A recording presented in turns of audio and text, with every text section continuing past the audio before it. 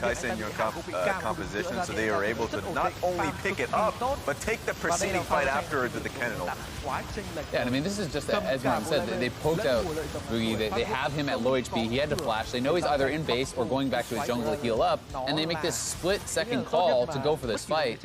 And then, rather here, instead of actually trying to take the team fight, he tried to look for a steal, it looked like, with his shockwave potentially, trying to actually grab that Baron, and that just put him in such a dangerous position. Your jungler is not there, and Jackie Love just is able to completely mop up the fight. And you hate to see this kind of goal.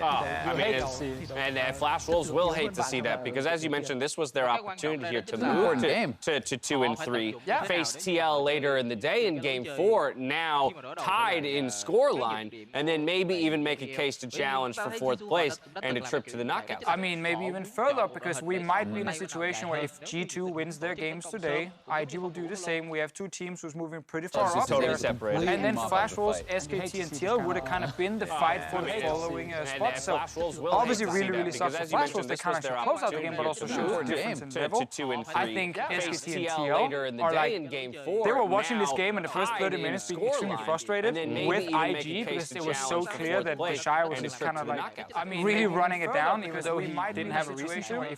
But I think in the end, with them winning, it's what we say. Some of the takeaways, like legitimate takeaways you have on this one, before that Baron situation happened, there was that top tri-bush fight that went through that was actually a positive trade for Invictus Gaming, just because there are a lot of situations where they just legitimately are the better team fighters in the league. And so if you are SKT or Team Liquid, then you look at that and say, don't make the same mistakes Flash Wolves made in fighting into Fog of War. Because certainly, if you're seeing the Shy, who is so far out of the game, can still make the best of those situations. So, quick question here. What's up? It might actually be a huge question, who knows? Best team fighters in the tournament, IG or SKT? IG. 100%? 100%. Agree?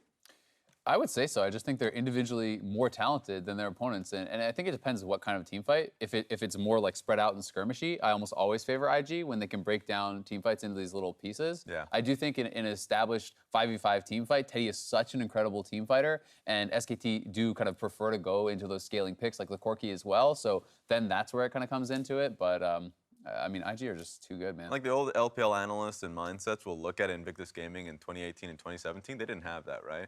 But they really needed to become a team fighting team based off of like having to get past RNG, EDG, and JDG in the finals in the LPL. So it wasn't an easy task for them, but if they're so well-talented players, like we haven't even seen like tank top lane picks, but the Shy can play them out to a great degree as well. It's a scary thing when a team can go down that far in a game and still come back to snag the victory, and then all that while knowing that they didn't even start from their greatest or strongest point, right? In that certain champions probably could have been picked differently, and even the mindset and playstyle could have been a bit different. There's more League of Legends coming up as Phong Vu Buffalo and G2 Esports face off next, so don't go anywhere. What do you think?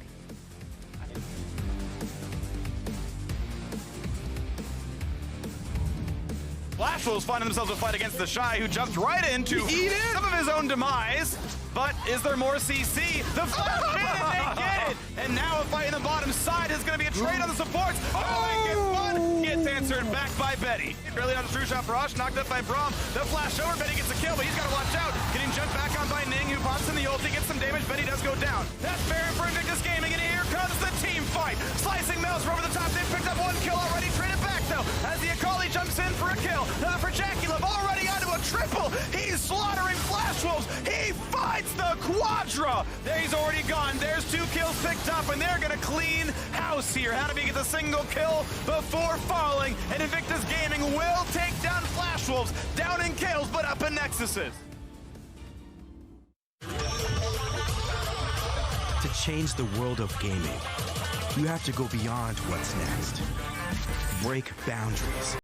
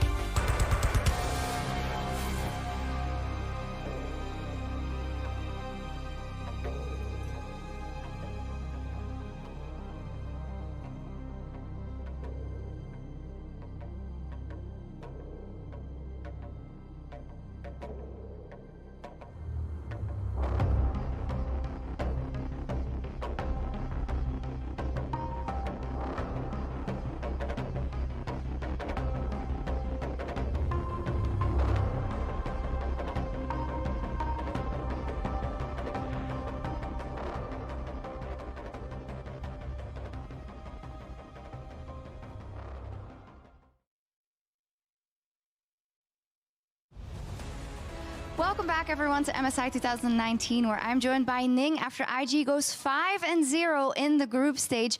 Now, it was quite a long game versus the Flash Wolves, and in a recent interview, you said that sometimes you guys play at 100%, and sometimes you play a bit happier. How would you describe this game versus the Flash Wolves?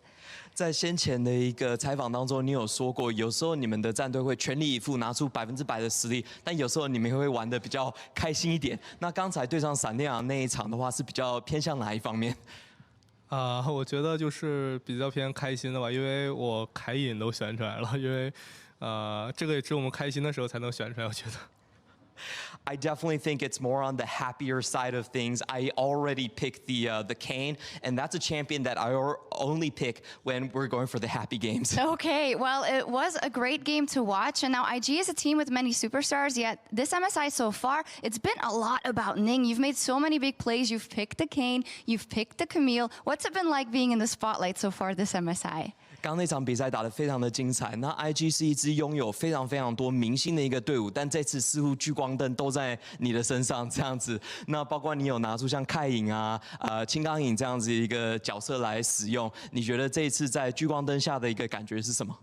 我觉得不算是聚光灯吧，因为我们队内都一致认为说，就是我选什么英雄，好像影响不了我们输赢。然后你说都这么说了，意思就是我没什么用，然后我肯定得选个能秀的呀。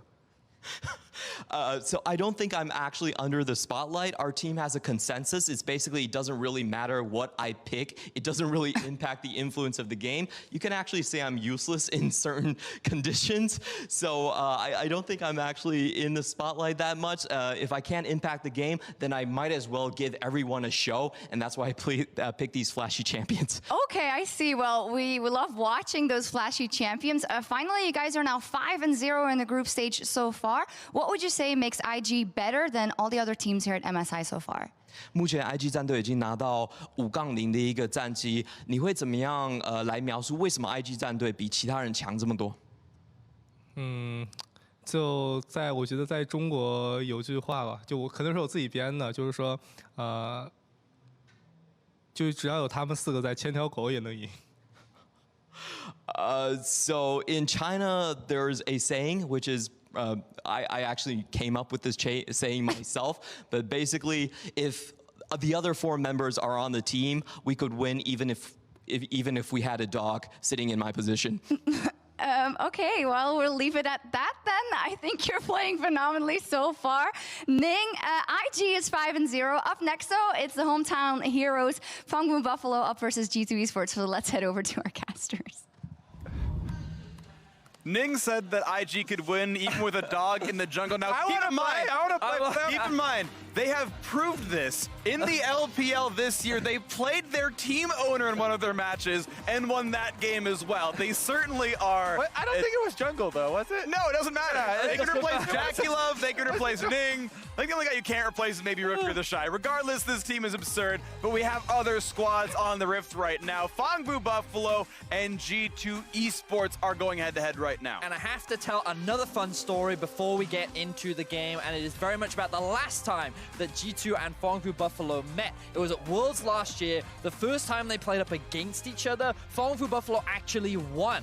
And what made me laugh was coming into the game, the two teams were bantering with each other, and G2 Wonder was like, please, Mr. Buffalo, please don't pick Vel'Koz. Because that was the champion that got the kill onto Jankos that snowballed the game. So good spirits from both teams. I'm excited to see what we have today. And of course, PVB, the same roster that they had at Worlds. Meliodas back in the starting lineups, who had played the first 4 games the main stage. Sadly for Zem, 0-4, not maybe the start they wanted, so he is back and ready to go. Elise out of the champion pool, Gragas in the pool. Overall, a pretty strong player, and he was the main starter throughout almost the entirety of the VCS. G2, of course, we know from them. Caps new into the roster, Mickey X new into the roster, Perks down to the bottom lane, and they have looked incredibly sharp. 3-1 so far, poised to go 4-1. Yeah, and I think one of the areas that a lot of people are looking for success for the Phong Buffalo is that bottom lane. trying to get Big Coral and Palette off to a very good start so that they can try and take over. While Perks and Mickey X have been very good in lane, there have been quite a few moments in several of the games where, mid-game or something, Perks will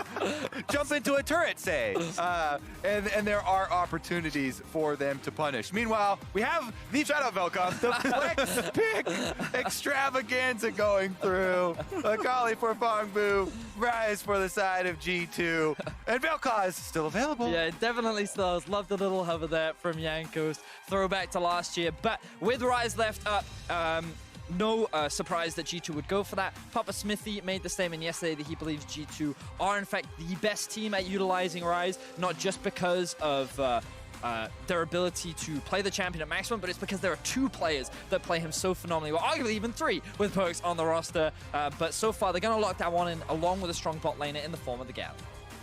Rek'Sai will still come through as well, so plenty of early aggression. Akali, we know, is a great split later on. Rek'Sai, plenty of frontline damage output, and of course, even Kai'Sa can reach backline as well with her ultimate, so beware Perks, you might need some safety. Ooh, right now they have the option to grab the Aurelia as well, flex that between both Caps and Rise. Right now I'd be looking at something like perhaps an Olaf or maybe even the Varus so that they can either lock in a strong bot side or they can guarantee a strong jungle matchup on the side of G2. Yeah, I think finding something where they can actually make early moves is going to be very big for them setting up for that mid game, because that would be the area where Fongbu Buffalo could just kind of steamroll ahead, try and get that early advantage and get those gold leads rolling. And again, we talked about backline Axis being there. Akali an assassin, Rek'Sai an assassin. Kai'Sa can follow up off of any hard crowd control. Nautilus point-and-click backline CC already removed from the options there. Makes sense to help keep whatever backliner alive, whether that's either the solo laners playing Rise or Perks on whatever marksman he's going to play. With Rakan down, there's still a reason to pick something like Azaya just because she has a little bit of that self-peel. We'll wait to see what actually comes through here. Kai'Sa off the table. Sorry, Kalista off the table. Kai'Sa picked up. PVB, if we look back at what IG did, it would be a Varus ban to get rid of more aggressive laners, and we'll see what actually does come through. You're kind of looking at a potential Thresh right now for Palette. Maybe he has gone for things like the Shen and the Pike as well. But the support pool is kind of narrowed, and they're forcing Palette onto something a little bit more aggressive. And this concerns me a little bit with the draft direction that they're going for, because Kai'Sa, if Palette goes for something that roams a lot, I don't think that she's the strongest 1v2 champion, say something like an Ezreal that could be, which means that it could be a situation where Palette's on a roaming champion that almost gets forced to stay in lane to help his AD carry get through the laning phase. Yeah, it definitely could be difficult. They could still, though, go with a range support like a Morgana and add the Black Shield. Oh, we're actually going to get the Karthus coming out from Jankos. He was one of the first players in Europe to bring it out, and as a region, this was a high priority pick all the way up until even during the playoffs, but the rest of the world didn't really pick it up or play it, so excited to see it now on the international stage. Definitely a farm-focused jungler, but super good against low-health enemy targets. Akali, Kai'Sa, and Rek'Sai will all feel that Karthus ultimate later on in the game. Shen is actually the choice here, picked up. I'm assuming that is going to be the support. Technically, it's also a flex pick. That's true, yeah. You could put your Akali in mid. I think the expectations from the side of G2 are that the Akali will be going into the top lane, but either way, I think they really want that Rise matchup into the Akali, and if the Orianna does get locked in, while I think early levels it can do well against something like an Aurelia, I think that you have to be very cautious as that level 6 starts to roll around from the side of the Aurelia, and my expectations are that G2 will want to get the Aurelia into the Ori and the Rise into the Akali. On the side of PVB, I do like the dive support that they have been able to draft here in the last 2 picks. So a Shen ult on top of an Akali with Orianna ult, adding extra damage threat, does provide a really good punch and a possible win condition here for the Buffalo. Yeah, you have 2 really good primary delivery systems. You mentioned the Akali, the Rek'Sai, of course, as well. If you land a Prey Seeker, you're flying right into whatever backliner you hit, and all the rest of them can all follow through. So an aggressive, team fight heavy, backline killing competition here for Fongbu Buffalo. G2 Esports go for Lucian to give Perks some kite ability. I like that one. That does fit what he kind of needs here. And even if you kill one of the backliners, there's still a Karthus, there's still a Rise, and if you go for one of those, you're still a Lucian. There's a lot of damage output here available on the G2 side. You probably can't kill them all, so it looks well-rounded here. They're, of course, a 1-3-1 team. Aurelia and Rise, both good at that as well. So it feels like these teams have played to their win conditions, played to their play styles, and have comps befitting these teams. Now, the advantage that PvP has is when G2 typically play things like the Karthus, it's not until the mid-game, the 10 to 15 minute mark, where they really start to kick into gear. They usually play the early game or the first 10 minutes much slower, so that means that PvP with the Rek'Sai could look to try and build an early advantage, to try and get ahead before the Karthus can turn online. Yeah, well, Karthus is not a very strong ganking champion for early on. You still can Gale gank lanes if you already know exactly where the enemy jungler is, and then you just walk in and get the range slow with your wall. But aside from that, you do have to play very cautiously. And we'll see what comes through into this one as the player's ready to go on to the Rift. Let's hit this one.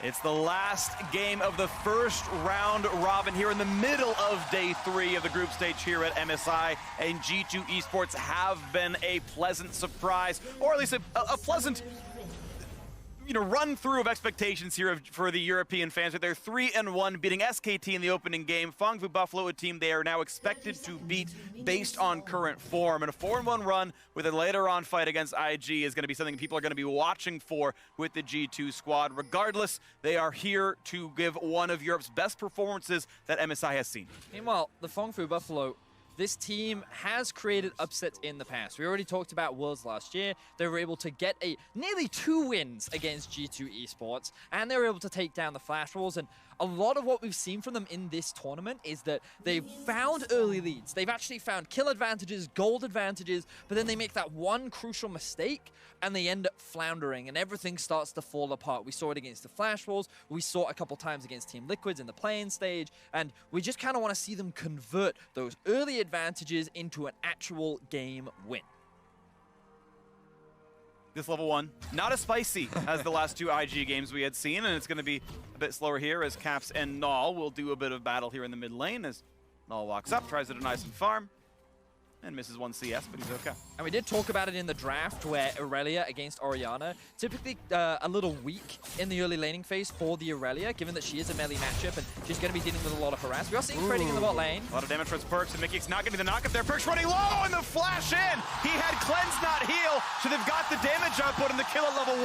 Last auto for the Plasma Stacks is so quick there, pre-2 minutes into the game. We're talking about the bottom lane, and that being the strength of the Phong Vu Buffalo. They find the 2v2 kill. Mickey did not get the knockback on his Justice Punch while Perks was taunted. Perks sat it, did not cleanse, then flash late, and he goes down. And I love this play from Phong Vu Buffalo. They utilize the early power that Shen does have. The fact that they took Taunt at level 1, they were able to set up this play. But you can see here, moving aggressively, landing that, and as you identified, the Justice Punch not connecting to help provide that peel. Now they're going for another kill! Round number 2, Mickey's burning down, but the last auto doesn't connect. There a W?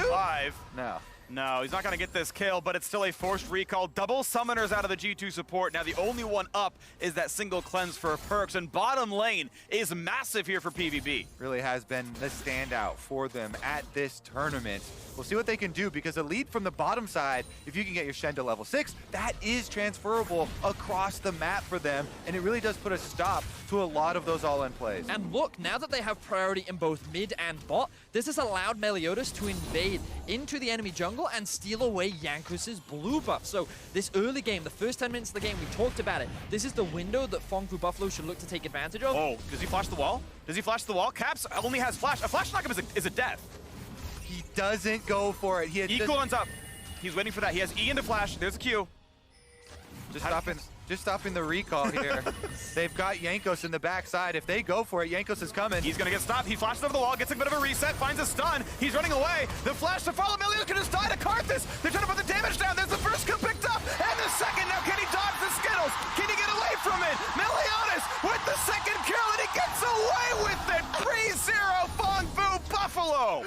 Oh my goodness. They come all the way around the turret in the end. Jankos is also baited in for another kill. PVB get 2-for-1 there. And you have to start being critical of G2 Esports. That was an overconfident play. Caps could have just flashed out. He could have just disengaged, but instead he tried to make the outplay, and Phong Buffalo find themselves another 2 kills. And now it's no Summoner's bottom lane. That taunt lands as you had the support roam, and just look at this. It's so tough for Caps. Yeah, all right. He flashes over the Orianna ball into the queue to try and get away. Meliodas actually taking tower aggro by hitting the Prey Seeker and flashing forward. No, finishes off the kill though, and then he dodges the critical Q. And also, Jankos in that situation, because even though he was landing Qs onto Meliodas, he was also hitting minions. So the reduced skittle damage was not enough to find that kill. And now the bot lane, continued trades going between the two. Dodge zone comes up, and it's just the taunt, then walking away. MickeyX not able to make that trade look too good. Do want to point out that Perkz has gone equal in farm despite the death, despite the summoner disparity. He is still farming just fine. Of course, the kill matters, and that gold is relevant, but the lane otherwise keeping a bit equal, looking to see what round 2 might be down here overall this game. 4,000 ahead, and now it's going to be a taunt and a knockup for MickeyX, but the dodge zone is there, and now Meliodas here, and it's Summoner. Let's keep in mind, this could be the easy knockup. Blue Smite, knockup on Mickey. He's going to drop. There it is, 4-0, and Hanoi goes wild.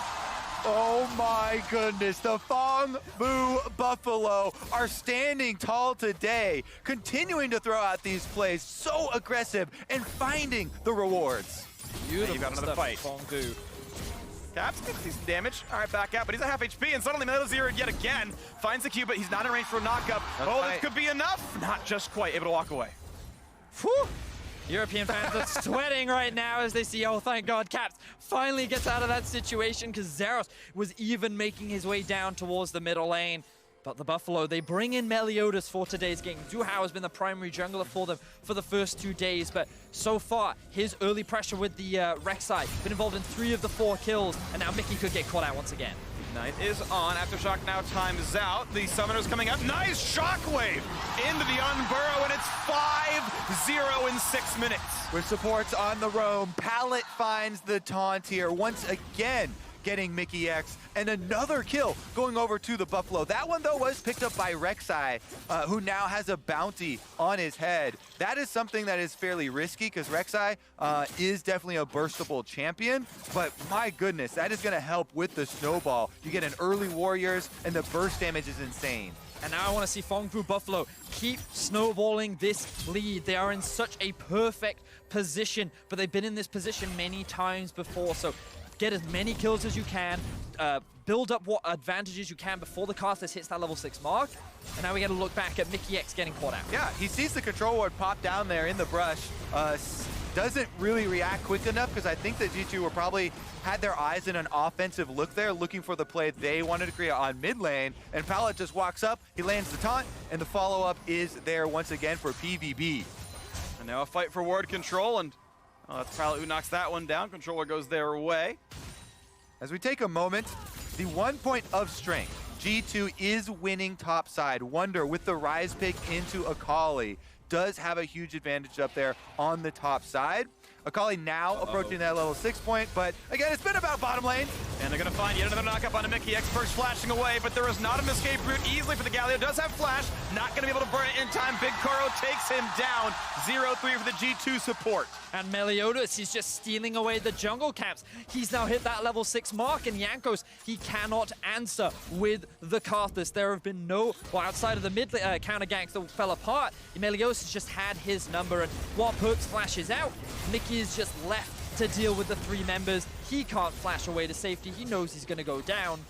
And this is the kind of play I want to see from Phong Buffalo, continuing to snowball their lead. Exactly, and that money goes in the right place. They give the kill to Kai'Sa, trying to get Big Koro fed. This is a cleanse Kai'Sa. That is so much better for later in the game when you have the anti-stun for team fights, and they're trying to funnel as much money as they possibly can into him early on. Jankos wants to answer back, but Meliodas forces the flash. Forces the flash. MickeyX is here, actually, so it would be a 3-on-2. Ooh, and Zero's actually forced backwards. Has the ult available, gets out. They saw MickeyX move there. Rek'Sai passive. Yep. They got the ping. And immediately they disengage, so good awareness there from Phong Buffalo. Let's just take a second to appreciate that they have a 3,000 gold lead over G2 with only 9 minutes into the game. This bot lane has been playing phenomenally. Some criticism has been going over towards the bot lane of G2, and while arguably they've been laning well, Perkz' positioning has been questionable, and the fact that G2's duo has found a number of 2v2 kills against a number of the best bot lanes in the world, the fact that Big Cora and Pallet can then answer them by finding that phenomenal 2v2 and continuing that pressure speaks to the amount of growth that this duo is making. I think, especially with the positioning comment here, mikyx as well, but Jankos is under attack. And we already know he's flashless without mana at all. An easy kill for Meliodas if he wants to burn the ult. Doesn't have to. Just Praise Seeker gets him level 7. Walks right back out of the jungle. 7-0. Here comes the next one. The knockup is in. Shen is delivered. A double kill for the Rek'Sai. 8-0 for the Phong Buffalo. They're getting plates off of mid lane. Meliodas is just on fire. The snowball is real for the Phong Buffalo. You can see G2 having flashbacks to last year as Phong continue to extend this lead. I heard people calling G2 the baby IG, and after seeing last game with the early deficit, I think this might be a little bit too far down that happy game route, because they're getting into the point where how do you even come back from this big of a deficit only 10 minutes in? Phong Buffalo have the firepower to finish it. And the honest answer is Wonder. He is a man that has carried this entire team on his back before. I think back to when they played against Fnatic during the regular season, where it was one of the most tense games that we had throughout the entire split, and it was Wonder that put G2 into that position. His rise is considered one of the best in the world, and if anyone's going to turn this game around, it will be him. Here's another look at Meliodas, gets sight of Jankos, and he knows this Karthus, no mana, gonna be an easy chase down. Doesn't have to use the ultimate because Praise Seeker is available. He knows there's no flash, and then with the Shen ultimate, they can dive caps as well. Meanwhile, another fight top. So this time, the Requiem could be enough. Oh, he's gonna heal and stay alive. A solo kill, but now Caps is in. That should be one picked up. Finally, G2 are on the board, but it took 3 of them to take out Zeros. Wonder was supposed to be the hero. He was supposed to be the savior of G2. You were the chosen one! And then he gets killed by Zeros. Beautiful stuff from the top lane carry of PVB, extending the kills to 9. Yeah, they trade flashes there, and Wonder only gets an assist in the end. Now that's going to be very close to the completed Gunblade for Zeros, and it turns in his favor. Meliodas is going to be able to take up the objective on the back half. It's just a Mountain Drake early on, but since they have such a big lead, as soon as we get to 20 minutes, that Baron threat is so real. Mount picked up without issue here. Looks like it's going to be going down. We can watch that top lane fight again, and Zeros has the high ground. So we can see Wonder actually relatively low on mana, but he uses the root very early. So this is the window that Zeros can go in to get those trades. He has the invisibility thanks to the Shroud, and you think that at this point, the ult is going to be enough, but thanks to taking those points in the precision tree, he gets the health back and is able to come out on top of Wonder and surviving the Karthus ultimate. And the timing was tight. Wonder almost was able to dodge R2. He tried to flash away, flash perpendicular, get out of the AoE, couldn't quite do it in time. I think it's got to be predictive, and he just wasn't quite there. Also, the timing on the overall play, if you look at the beginning of that, Caps was waiting in Tribush. G2 were trying to set up the mid lane gank on it initially, but then they waited too long, so he starts going back down, and that's when Zeros went in. So just a little bit off in the timings all across the board here. Meliodas, though, invading, does get the control ward down, but doesn't want to overextend as soon as they see mikyx. I love what Meliodas has done so far this game. Oh, fighting in mid. Then find the taunt. That's going to be a knockup. That's going to be stopwatch by his 2.5 seconds, but it should still be. Oh, it's dead! Limping away. The heal comes in. He survives it. Shout out to Null for the shield as well. And that is nothing on the board. Yeah, shield and heal from Null, able to boost him out there. G2 make a play, try and get some cooldowns in mid lane, but no gold reward. And Pallet and Meliodas are popping off this game. Meliodas utilizing his powerful laners and strong jungler to invade the enemy side of the jungle and steal away as much as possible, whereas Pallet utilizing this ultimate whenever it's available, looking for plays, and now with the Rift Herald secured, they're looking to take this mid-tier 1. Yeah, that thing's done for. Charge gets off, both plates explode. If they're not going to be in range, they're going to miss all the local gold, and that's... Yeah, plate's not going over. First turret gold is local gold as well. Actually, It is just the one plate that would have dropped. That being said, on the top side, since Rise roamed down, there was a plate picked up by Zeros. So Akali getting at least some money out of the pressure towards mid, and on the bottom side, Big Coral doing the same. 4 plates taken bottom lane, and that was mostly heads up 2-on-2. Melios did come by, I believe it was once, and converted again. This is a very, very good game out of Fongfu Buffalo. 4,800 ahead is ludicrous to start out. And now an attempt towards top side, they find the stun. Romor buys a bit of space, but he's already back in range for more. Here comes everything else they needed. Void Rush comes in, that's the kill. Now under the turret, a nice top, but not the E backwards. That one's not gonna land, so no kills picked up bot lane. And that is just Dark Harvest stacks. Can't even kill Zeros. Yanko's trying, but he's been put so far behind in this early game, he doesn't quite have the damage. Caps now underneath the tower. We'll just slide and glide out of that situation, but Meliodas continuing to gank. He's not slowing down. Fongfu Buffalo utilizing the big lead they built up in the first 10 minutes, and they're continuing that pressure. Just look at the number of plates they picked up in the first 14 minutes of the game. And that's the key. Keep up this speed. Mid and bottom turrets are so low. If they can take those down and blow up in the game. Here's another look at the top side, though. Wonder is able to avoid the initial knockup, but then it's a dive under with the ultimate, and PVB find the kill. Again, that Triumph feel off of that kill saves him from the Karthus ultimate. And now we look at another fight towards the mid lane. Caps 1 and 2, decent CS, but still a little bit behind against Null here as G2 do need some kind of a savior here into this one, as Meliodas going to find Wonder inside the jungle. Knock up, here comes the damage output. Now, how's that trade going to look as Wonder gets the kill and walks backward? Flashes in for more, though. Look how much damage comes out of this. One more shot would kill him. Waits for the shield out. Blast go down. Ult comes up, and he's got the damage. A solo kill on the top laner. Meliodas is godlike indeed. Why did they ever bench Meliodas? He is absolutely running this game. 7 kills on the rec side. And finally, Fongfu Buffalo will find their first objective of the game, and they're looking to convert it into more. This is the most dominant Fongfu Buffalo have looked so far in the group stages, and every time G2 try to answer, they get shut down. Vietnam has gone so far. 3 times in a row, making it here through the play-ins to the MSI group stage and making a very big statement in this game. Yeah, 11 really kills to 1. Whew. With mid turret, top turret both down, and bottom turret just a few hits away. They're very close to getting to the next stages. Here goes Zeros, though. Pretty good damage. Pro slow charge. Look how much damage that is. He's just gone. He's just gone. What a kill. Zeros him out. Listen to the crowd there in Vietnam. They are believing that this success is very close, and so is Big Coral. Here comes the big engage. It is a 2 versus 3, though. Advantage comes over to the Karthus. Now a jump over the wall, forcing that flash away from Big Coral. Oh no, for Perks, but Meliodas. Who else is already here? Zeros in the mix as well. Rek'Sai finds yet another, and G2 are running out of health bars. That is an ace at 17 minutes. Fongfu Buffalo are obliterating G2 right now.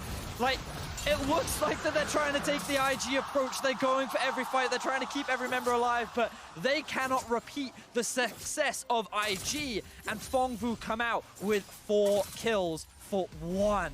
Beautiful stuff from Fongfu, and even domestically, no one has had this kind of a lead. No one has looked this convincing against G2.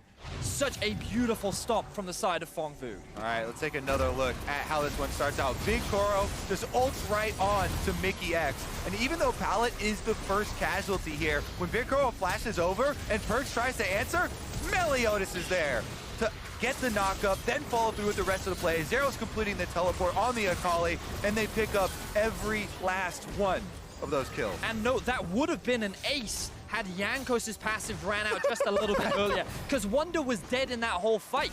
Zeros found a kill top and then TP bot. So finding an ace against G2, 18 minutes into the game, beautiful stuff from the side of Fongfu. And it feels like that they're finally claiming their debt for last year. Okay, Wonder's here, so no dive, but we all know that could have been a solo kill if he really wanted it. Out goes Zeros, happy to play a bit more defensively this time around. But everywhere around the map, with an 11,000 gold lead, PVB only finds success. Yeah, Vietnam has always been able to take games off of the major regions, and they're showing that 2019 will be no exception. It's always Europe, though, Kobe. Like, it was no. It was Gigabyte Marines at Worlds in 2017 against Fnatic. Phong Buffalo last year in 2018 against G2. And it might be Phong Buffalo against G2 here at MSI as well. As a nice knockup comes in. Meliodas there with the squad. Shen's here to arrive, and it's going to be a nice shield. The dodge zone as well. Stopwatch pops. Now in comes Null. Shockwave gets two. Look at the health bars dropping down. Null gets one. In goes the Killer Instinct. And this is going to be no damage onto the AD carry, but still taunted and still picked off. A nice shutdown comes in there. Cat finds a stun. He's running away, finds some minions to kill and heal back up off of. And G2 gets something at least. Yeah, are they going to get out as well? It looks like PVB have decided that is too dangerous. Diving Caps at the turret, so they turn back. Caps trying to defend the control ward. Whew. G2 are being pushed to the limit right now. They are 10,000 gold behind. It would be insurmountable for Fongbu to lose this game in the situation that they're in.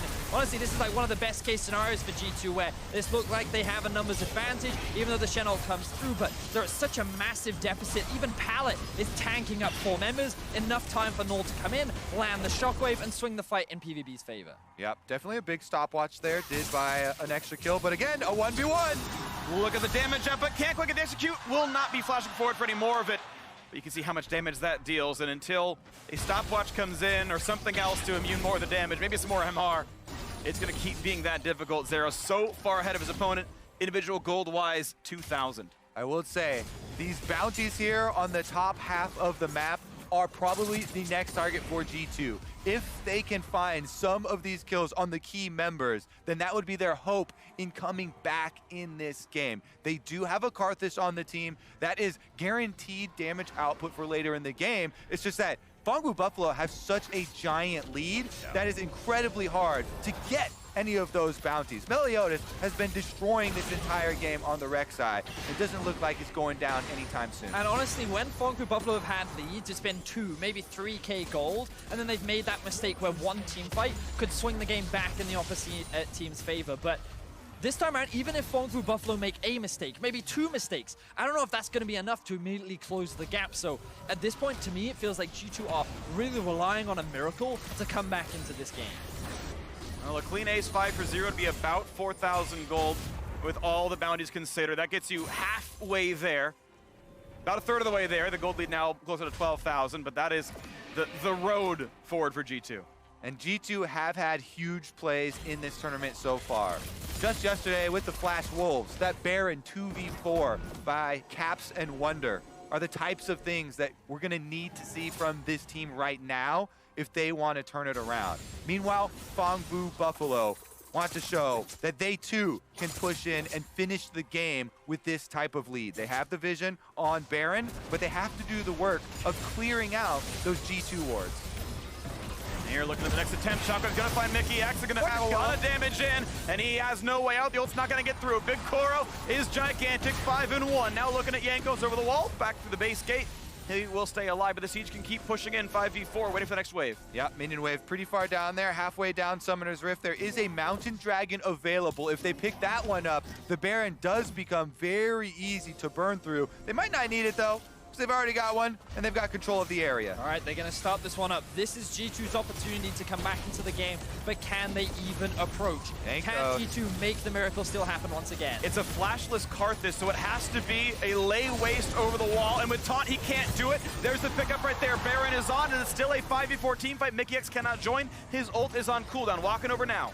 PVB also have the inside track on the mid lane, but they're going for the fight! Meliodas flash knocks up, gets one, has to be careful though. Health bar gets low, ult buys a bit of time, but he's still gonna get shut down. 1 for 0, look at the second kill, and Jankos can't get it just yet. Finally now, Zeros gets one. 4v4 in the map, big ulti comes out, but already double kill for the Akali. Making it third now for the Orianna, only one trade back for Jankos. Gets actually 2, it's 3 for 3 overall. Actually ends up being an even trade for G2, which is the best case scenario for them in this situation. 3 Barons will drop on the side of Phong Bu, and a lot of shutdowns will go into the back pockets of G2. The key shutdown, the one on Meliodas.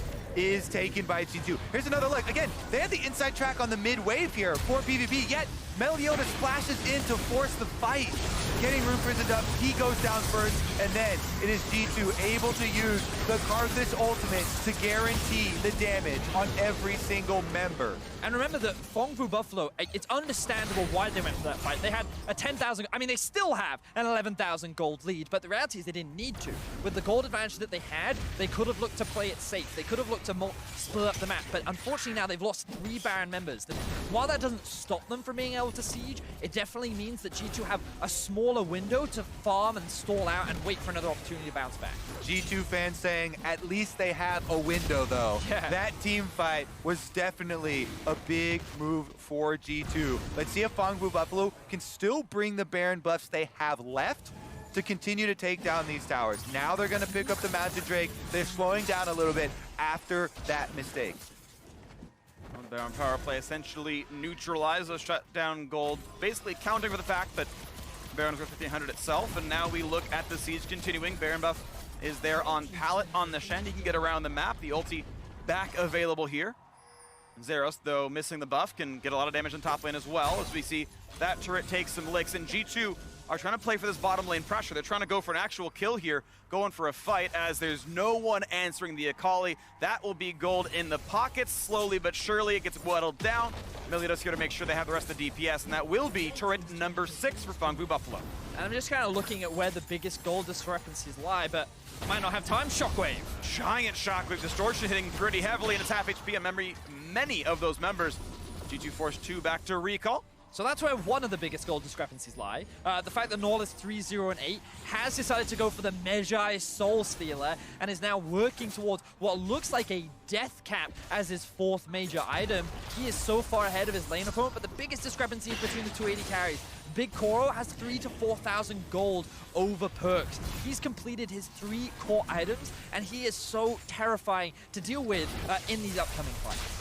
A bit of a culling damage there on Azeros, but gets back by the minion wave, and he's once again fine. Still 2v1 though. He missteps too heavily, might have to burn the ult to get away. Still able to wave clear, healing back up with the Gunblade. So now the bright side for G2 is the Baron buff is about to wear off, and none of the Nexus towers ended up dropping. So they're looking to continue to stall, continue to buy time, and wait for that big mistake to come out from PVB. Yep. Koro's actually walking up to the tower here, and Caps goes in. Finds a stun, finds some damage. In comes Jelly over the top, and they've knocked down Caps already. Pallet gets one on the top of it. 5v4, there's already G2 running back into their base without kills. Big Koro was ready for that great ultimate for him to get outside of the Galio range. Karthus ultimate goes down. Pretty big hit, but Big Koro's still alive. Health bar's low enough that PVB might have to be really respectful over this one. Only one can go black in as we wait for Pallet to recall. That Karthus ultimate pushes them off the continued siege though. So Caps does go down. That is 1 kill for PVB. They're chased off with the extra magic damage. It was such a dangerous fight for G2 to take. Imagine if they lose here, they could have lost the game, but they go for the gamble anyway. Beautiful cleanse coming out from Big Koro to reposition and then start dealing damage from the back end of the fight. The Galio ultimate from G2 was not enough to keep Caps alive, but as you said, Kobe, the ultimate from Jankos was enough to dissuade PVB, and now they're going to be waiting for the next Baron to spawn before they try and set up another siege. Back on the map, 14,000 gold, what G2 must work back from.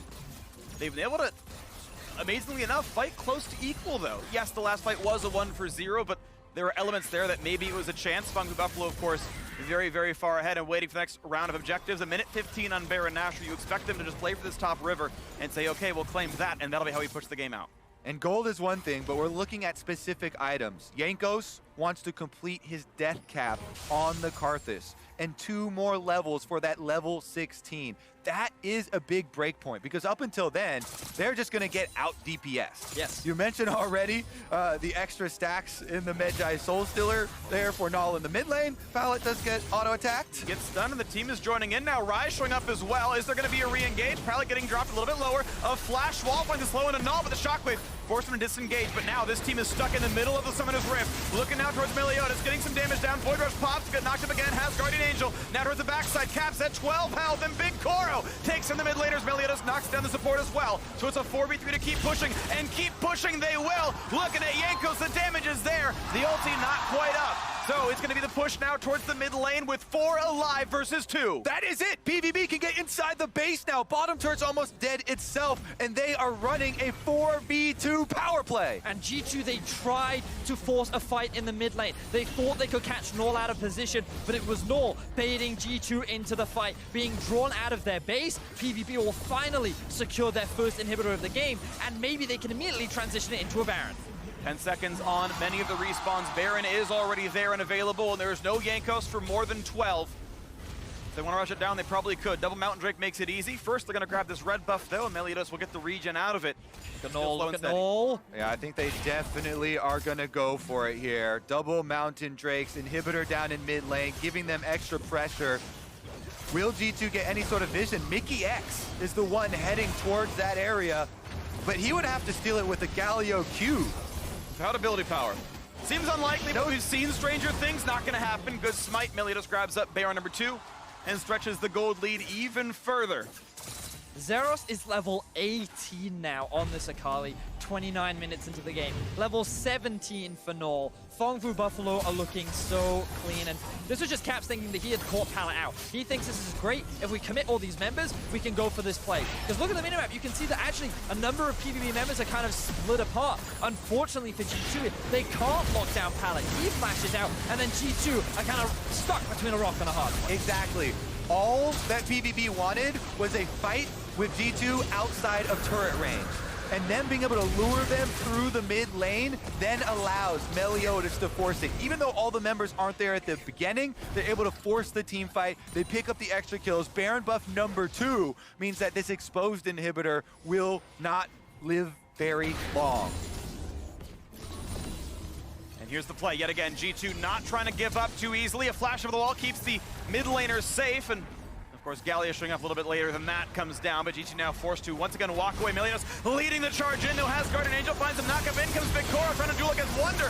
Big damage to those health bars, and the red team is dropping. G2 have lost 2 already. Meliodas tracing in for his 3rd. Shockwave doesn't hit much, but it doesn't really matter. Jankos can cast Requiem, but the health bars are going to be high enough. That is it. Fongfu Buffalo will not go winless. They will knock down G2. They will find that win, kill the Nexus, and in a slugfest of a game, 31 kills in as many minutes, Fongfu Buffalo find G2 Esports' Nexus. Meliodas comes back into the tournament off of the bench and carries the huge win for PVB. And Fongfu Buffalo said, you know what, G2, we helped you get out of groups last year at Worlds. You now have to help us. They find a massive win against G2 Esports, and they did it in such convincing. You can't criticize the draft. Like, this was a G2 draft. They had 2 of their strongest solo laners on 2 of their best picks. They had a very strong 2v2 bot, and they just got outplayed. Mickey X down there in the bottom side, making mistakes. Big Koro and Pallet, though, so much credit to these guys. So early on, pre-2 minutes, they find the 2v2 kill, taking down Perks. Then shortly after, getting Mickey X. Zeros, this was probably Zeros' best performance of the entire tournament for me. Yeah, absolutely great game for Fongfu Buffalo. Now they have control of their own destiny. They are currently tied for 5th, and they can easily climb up with a good run. There's another 5 games for them as they play the entire field once again. Anything can still happen here at MSI, and we've got the State Farm analyst that's ready to tell you about that PVB win. Take it away, Dash.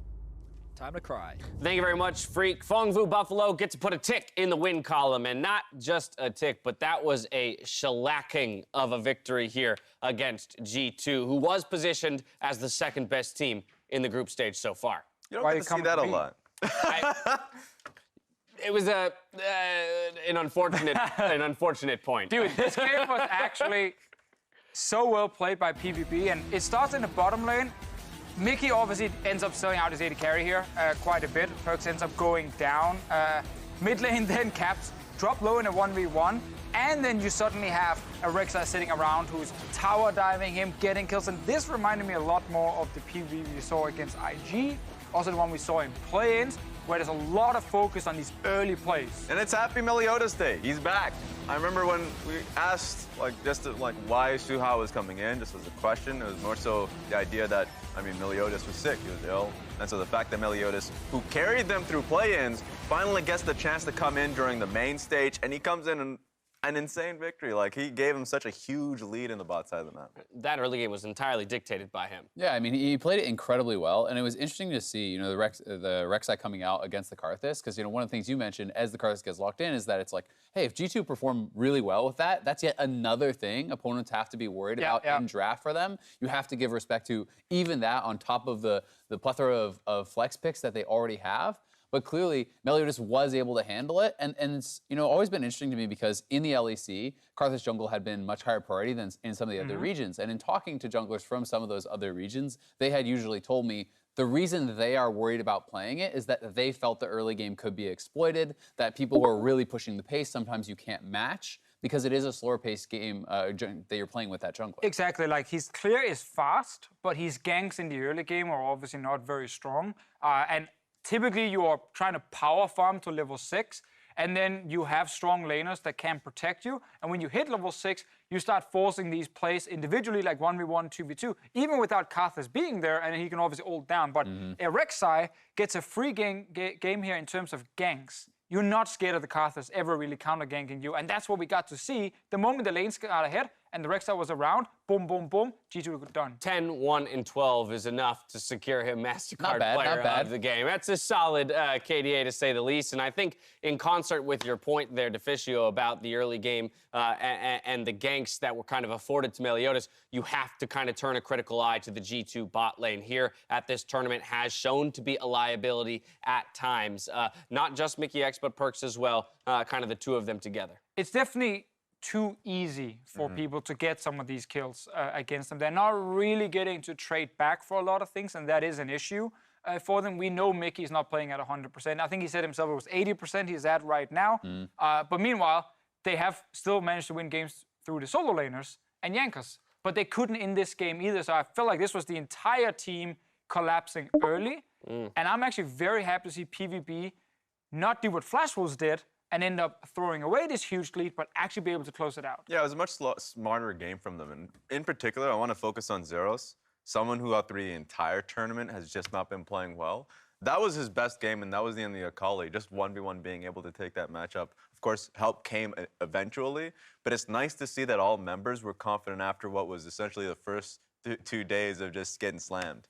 Yeah, definitely agree. I mean, you did see some small opportunities where maybe G2 was able, to fight back a little bit, but it was never the big throw. It was never them getting up too much.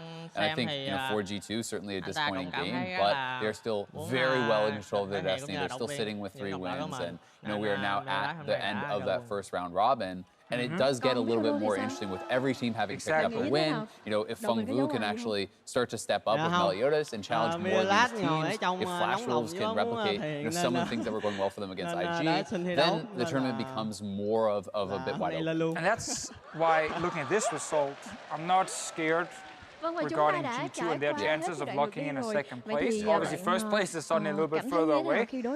I'm more scared if I'm the teams underneath G2 who felt like maybe a 4th place could be fairly safe here, like Team Liquid. This is PVB now, with the old jungler returning. Big momentum shift suddenly, big win for them.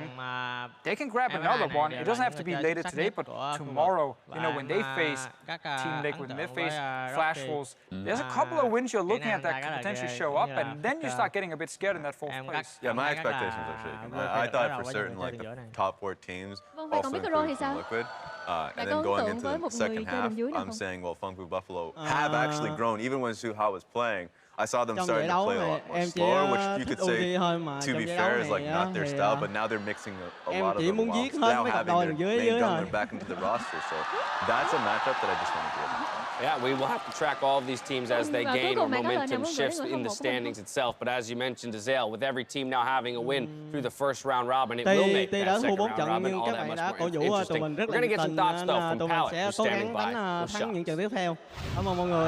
Thank you very much, Dash. I'm here with Pallet after Phong Vu Buffalo absolutely destroyed G2 Esports. And, well, the first thing I have to ask is, what does it mean for you to get your first win here at the MSI group stage in Vietnam on home soil?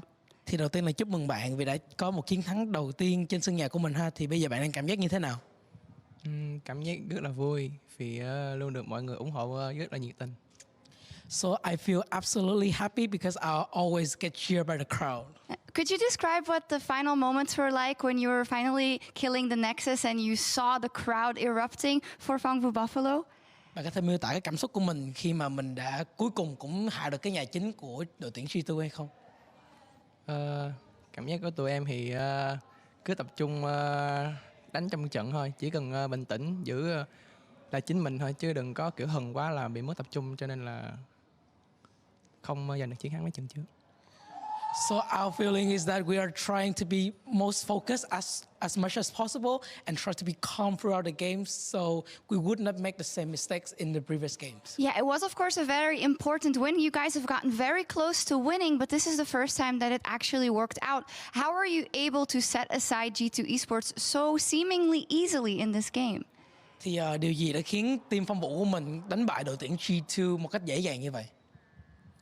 Thì tụi em đã có sự chuẩn bị ban bích rất là kỹ, và tụi em đã có cách chuẩn bị ban đầu ta rừng và găng đối phương, cho nên là tụi em cứ nói chung là có chuẩn bị trước rồi, nên tụi em đã đánh đúng như những gì tụi em đã chuẩn bị, nên là rất dễ chơi.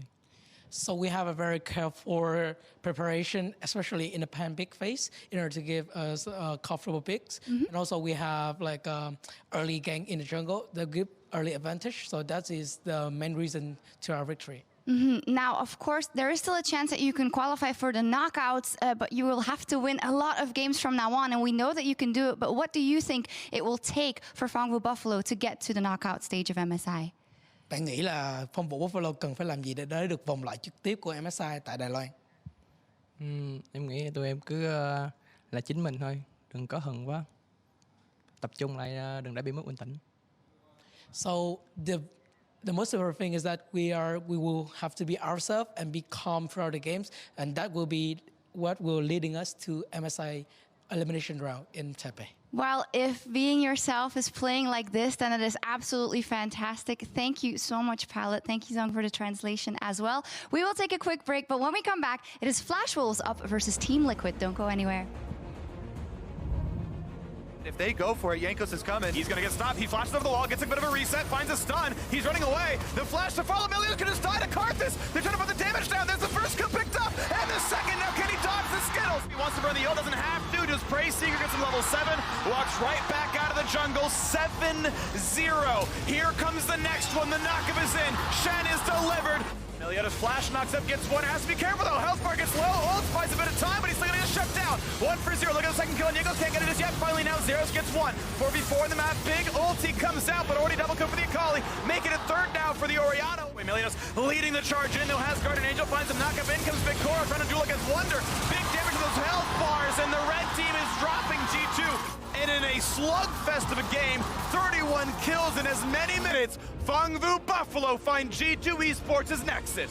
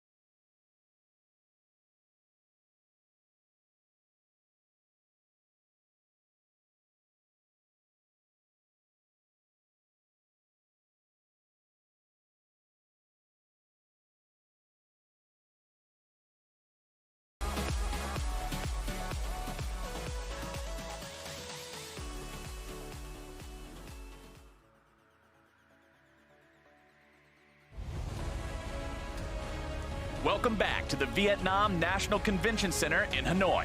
I'm Clayton Captain Flowers Reigns, bringing you the next 3 games alongside Indiana Frost Kieran Black and Jake Spawn Taberry. How you guys doing?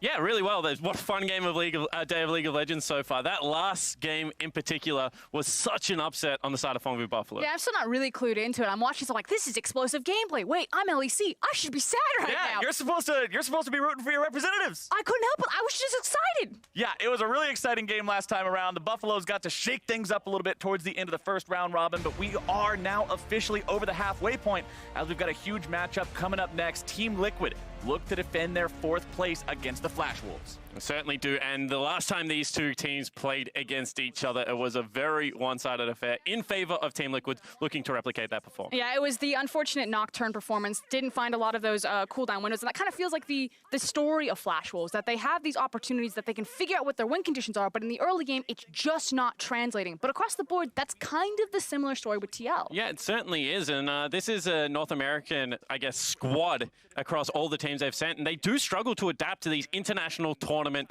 metas. This time around, however, I have been impressed with the little flexes, you know, the Aatrox for impact, you know, potentially earlier game jungle coming out for Smithy last time around with the Jarvan. It looks like TL is this roster that does show the versatility. Yeah, I'm going to call it as I see it. Impact is not the problem with TL right now. If you wanted something more than 5th, I don't think Impact's where the flame is deserved. I think you really need to focus in on Smithy and Jensen's performance and figure out how to get them going in the early game, because sometimes it's popping off. It looks great, and sometimes it's invisible. And as we've already heard, as you said just a moment ago, North America has traditionally had problems adapting between these games, between these matches in the past. Well, hey, first round robin's done.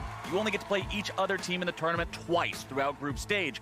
Liquid's got a taste of how everybody else plays now. They were able to defeat Flash Wolves the first time around. A lot of people were looking at these two teams as the two to be fighting over 4th. Let's see if they can do it again. Go head to head in not just those standings, come out on top there, but in the tiebreaker as well. It certainly is, and already as we jump into pick ban phase, it is the normal bans coming through for Liquid, you know, attacking in on that early game champion pool and then taking away the flex picks that maybe they're not used to playing right now, Frost. I'm actually just going to get curious if maybe we'll see the Sona and the Taric split up. We did try to see Liquid take a crack at that one. Didn't necessarily feel very good, but otherwise, like you're saying, there it goes. It was standard until that point. Well, with Taric out of the picture, he's kind of the one that catalyzes a lot of those strategies. There's not really a substitute, whether it was the Master Yi and Taric funnel back in the day when that first got popular, the Sona Tarics of today, nobody really takes his place as Team Liquid will ban out the Jarvan here. I find this really curious. The fact that TL banned from blue side both Rek'Sai and Jarvan, now I thought it meant that they wanted the Akali priority, but immediately you see Flash Wolves, they recognize that Jensen, you're not getting this power pick. I like Ryze. My question is, how far down does Smithy have to go into his champion pool to find an 80 jungler that works for him? If he doesn't have Rek'Sai and if he doesn't have Jarvan, he's been going to the Hecarim, but they need something much faster in my opinion. And I think that will be Olaf as we see this pick ban continue to go through, because Olaf does have those key win conditions of being quick early. We just saw our first Karthus of the main group stage, and it is so slow to get rolling. And Olaf would absolutely dumpster something like a Varus, can just rock into that backline and start slamming him with those axes. Well, that Varus is going to be the first pick here for the Flash Wolves. Got some lane power in that one. Remember the first time these two teams went head-to-head just a couple of days ago? Flash Wolves had a real big problem with Team Liquid. They only found themselves a single kill over the course of the game. Their solo lanes were heavy scaling champions in Vladimir and Azir, so I wouldn't be surprised to see them go for some more early game this time around. Tom Kench, the next lock-in for the Wolves. And that's because the Flash Wolves have kind of fallen back onto their team fighting roots, when what made them successful in the LMS was their ability to have high-tempo games. You know, we keep calling them a slow team in kind of the same bucket of TL, but if you watch them domestically, they were leaving lanes at 10 minutes, they were taking Rift Heralds at 12 minutes, and everything across the map was exploding. It's just at this tournament, then they'd be like, we can't compete with the early game, we must always 5v5. Yeah, they are defaulting towards that, but there have been windows where you can see them trying to break out of the mold. At the same time, TL going back to a global composition here. We said they haven't really decided, you know, the fast or the slow, the flex picks, or just what's traditionally worked. Well, this time, a heavy macro game can be set up through Ryze and Galio's ultis. Fun fact, Kaisa Galio was actually the bottom lane duo Flash Wolves played against TL in their first meeting a couple of days ago, got smashed by the Lucian Braum. Doublelift and Core JJ getting the better of Betty and Chelsea in that matchup. But Flash Wolves are saying, we're going to go for some early game jungle action. The Rek'Sai and the Jarvan might be out of the picture, but Xin Zhao's ready to go. And I want viewers to kind of pay attention to this. As Rek'Sai and Jarvan are kind of our #1 priority junglers and they're constantly getting banned away, pay attention to what teams are grabbing as kind of their next go-to. For Xmithie, it was things like the Hecarim, and for Boogie, it is his Xin Zhao. You know, each jungler has their signature pick, if you will, that they like to pull out. And I just want to echo Kobe's sentiment that I don't like Xin Zhao into the Galio. It kind of shuts down a lane that you can gank early. Boogie made it work by attacking the top side of the map against Invictus Gaming, you know, setting the Shy behind. Pretty famous 0-7 performance there. Out of the best player in the world. See whether Boogie can get Hanabi rolling in a similar way against Impact. I mean, I don't know about you, but I saw the win right there. So still best player goes 0-7 wins game, no problem. Better top wins in the all chat. We all know how that goes, but Flash Wolves are going to ban away that Gangplank. They're looking at the enemy team, saying that Ryze is likely going mid. Gangplank has been a staple pick for Impact, who has been having a pretty good tournament here for himself. As you already mentioned, Frost, he's definitely not the issue on Team Liquid right now in their losses, so they want to eliminate that. Also getting rid of the Trundle we saw from Xmithie earlier on. It's kind of a double-edged sword for me in this GP. Like, you know that Impact's probably going to grab it if it's left open, so you can look for windows to punish it if you have a good counter pick, if maybe you want to scale alongside of it and then just be more explosive in a late game. So I actually find it interesting that Hanabi's saying, no, we're actually going to try to pressure here. And this kind of points in the direction that Flash Wolves are changing their playstyle kind of mid-tournament. They're relying more on Hanabi in that top lane. Yeah, they certainly are, and they've been able to ban away so many top laners here, you know, on-hit Nico as well as the Yori. Gangplank hits the bench, which means that Kennen is going to be the lock-in. Now, Ryze has a good matchup into Kennen, but this will show whether Impact is comfortable taking a flex mage into a top lane to shut something down. Which has been one of the conversations about Team Liquid. When Akali has been brought up before as an example for this team as a flex pick for many other teams, you look at Liquid and you think, oh, is that going to work? Can they actually flex it? And Team Liquid, they got the biceps curled, baby. They're saying, we've got the flex right now. Ryze is going into the top side. It's going to be LeBlanc there for Jensen, and the jungler could be the Lee Sin. Still a little more time to think that one out. This was his most played. Now, I know some NA analysts aren't super hot on Xmithie's Lee Sin, despite the fact that he did grab it a lot in this most recent split. But this is what I want TL to do. I want them to show that they have adaptation, that they have diversity. We can flex that rise to the top lane. We can play the early game, and Xmithie has no problem looking for a carry early game-oriented jungler. Because when we talk about these two teams, there may be the two teams that struggle to get into the flex picks mode. Hanabi plays most of them, then rather is more of the control mage player. The same criticism between Jensen and Impact. This time around, TL says we can play the standard meta. Flash Wolves, however, going back to something a little bit more off kilter. Flash Wolves will have the Lissandra there in the mid lane, and that means we got plenty of initiation potential on the side of the Flash Wolves. And that says something to me in that this team wants to make sure when they see an opportunity, they can go for it. Whether it's Kennen, whether it's Lissandra, whether it's even Varus finding a Chains of Corruption. That's what I like to see from a team that hasn't had a great performance so far. Give yourself the tools, put yourself in the driver's. And I love that idea, and I want to put a magnifying glass on rather specifically. This guy is a great team-fighting mid laner, but he hasn't been known to have the widest champion pool. This draft looks a bit dated because of Lissandra. She seems to have disappeared, but for Rather, they're now recognizing we know exactly what makes you work, and it's things like the Lissandra. And talking about dated champions, we got to see Invictus Gaming play a dated jungle Camille the other day, and you remember how that one went, so I'm not exactly going to count a champion out just because it hasn't been seen in the meta for a while. I've said it before, I'll say it again, time and time over.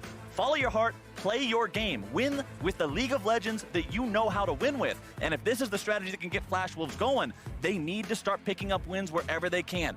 Phong Buffalo and Team Liquid are the teams that most people would look at for this squad and say, these are the ones you can approach. Here's the wins you can snatch. And if you're looking to fight for fourth, you need to get every single one of them. Yeah, and this is the first start of the second round, Robin. So momentum, so key for both of these lineups. Really need this victory.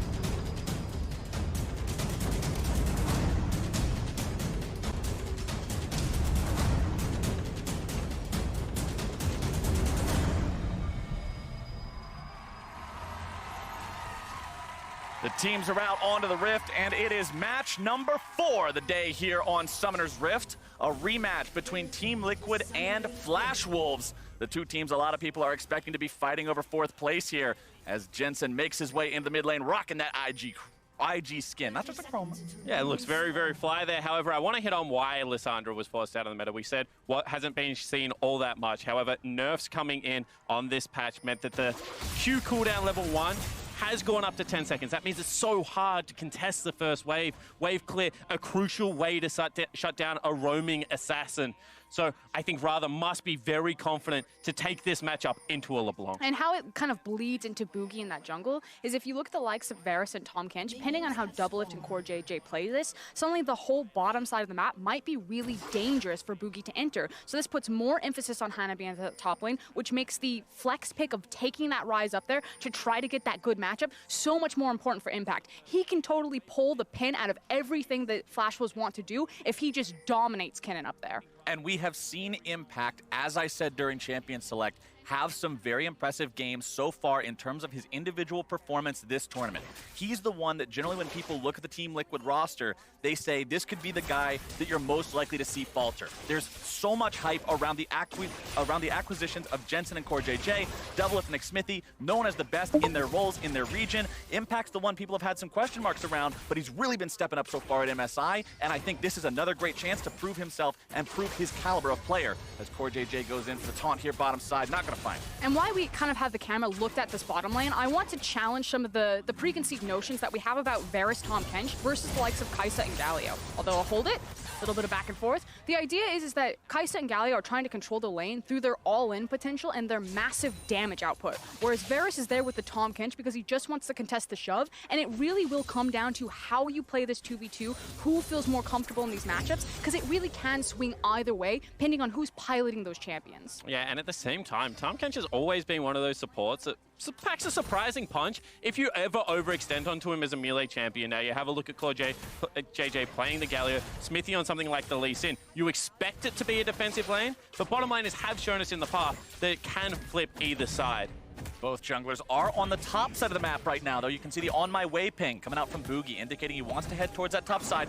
Level 3 on the Xin Zhao. Xmithie only level 2 here on the Lee Sin. No smite available for the Scuttle Crab. About to come up, so he goes right back in towards it, knowing he can secure it now. Boogie making his way towards that top side. He knows he's already been seen by the enemy jungler, so he'll sweep out the river, make sure that that vision's going to be kept out of the way for subsequent ganks.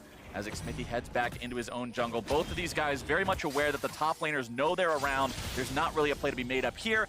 Only a little bit of minor trading. And while we're talking about the pathing of the junglers, so much of League of Legends is based off starting in lane right now, fighting for priority over Scuttle Crabs. And we've seen Lee Sin pick up popularity. You now start W on a lot of the camps. It keeps you very healthy. So whilst he was slightly slower than Boogie there, you saw that he arrives at the Scuttle Crab with both charges of his potion up, hadn't taken any damage. You have a look at Boogie. He's a little bit quicker, but he was half health and didn't have any of the potion stats there, so didn't want to take the trade. And now the question is how will this actually impact the top lane matchup? They know that both junglers are going to be on the bottom side of the map, but on second reset, where does the wave get frozen? Where does the wave get pushed up? And who is opening themselves up to gank potential? Because I still feel like this was probably going to be about that top lane, although some skirmishing, possibly.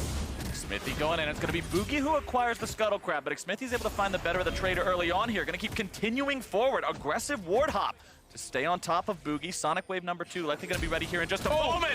Boogie fails to flash out of the way, and that is first blood for Xmithie. And we knew he needed to have a big performance if TL was going to turn this MSI around. Statement there from Xmithie, picking up the solo kill. And so many times he's been contested in his early game pathing, especially for how greedy he's been over those crabs, but it definitely pays off that time around. And we talked about it, you know, the nerfs to Lissandra, the inability to fight for wave priority. Well, take it a step further, Rather actually quite greedy, wanted to hold on to his teleport after his first back, meant that they lost all control of mid, all control of bottom, and no one could rotate to help the jungler. And the positioning of the Sonic Wave was right where it needed to be too. Xmithie making sure he was at a good angle to fire that one off.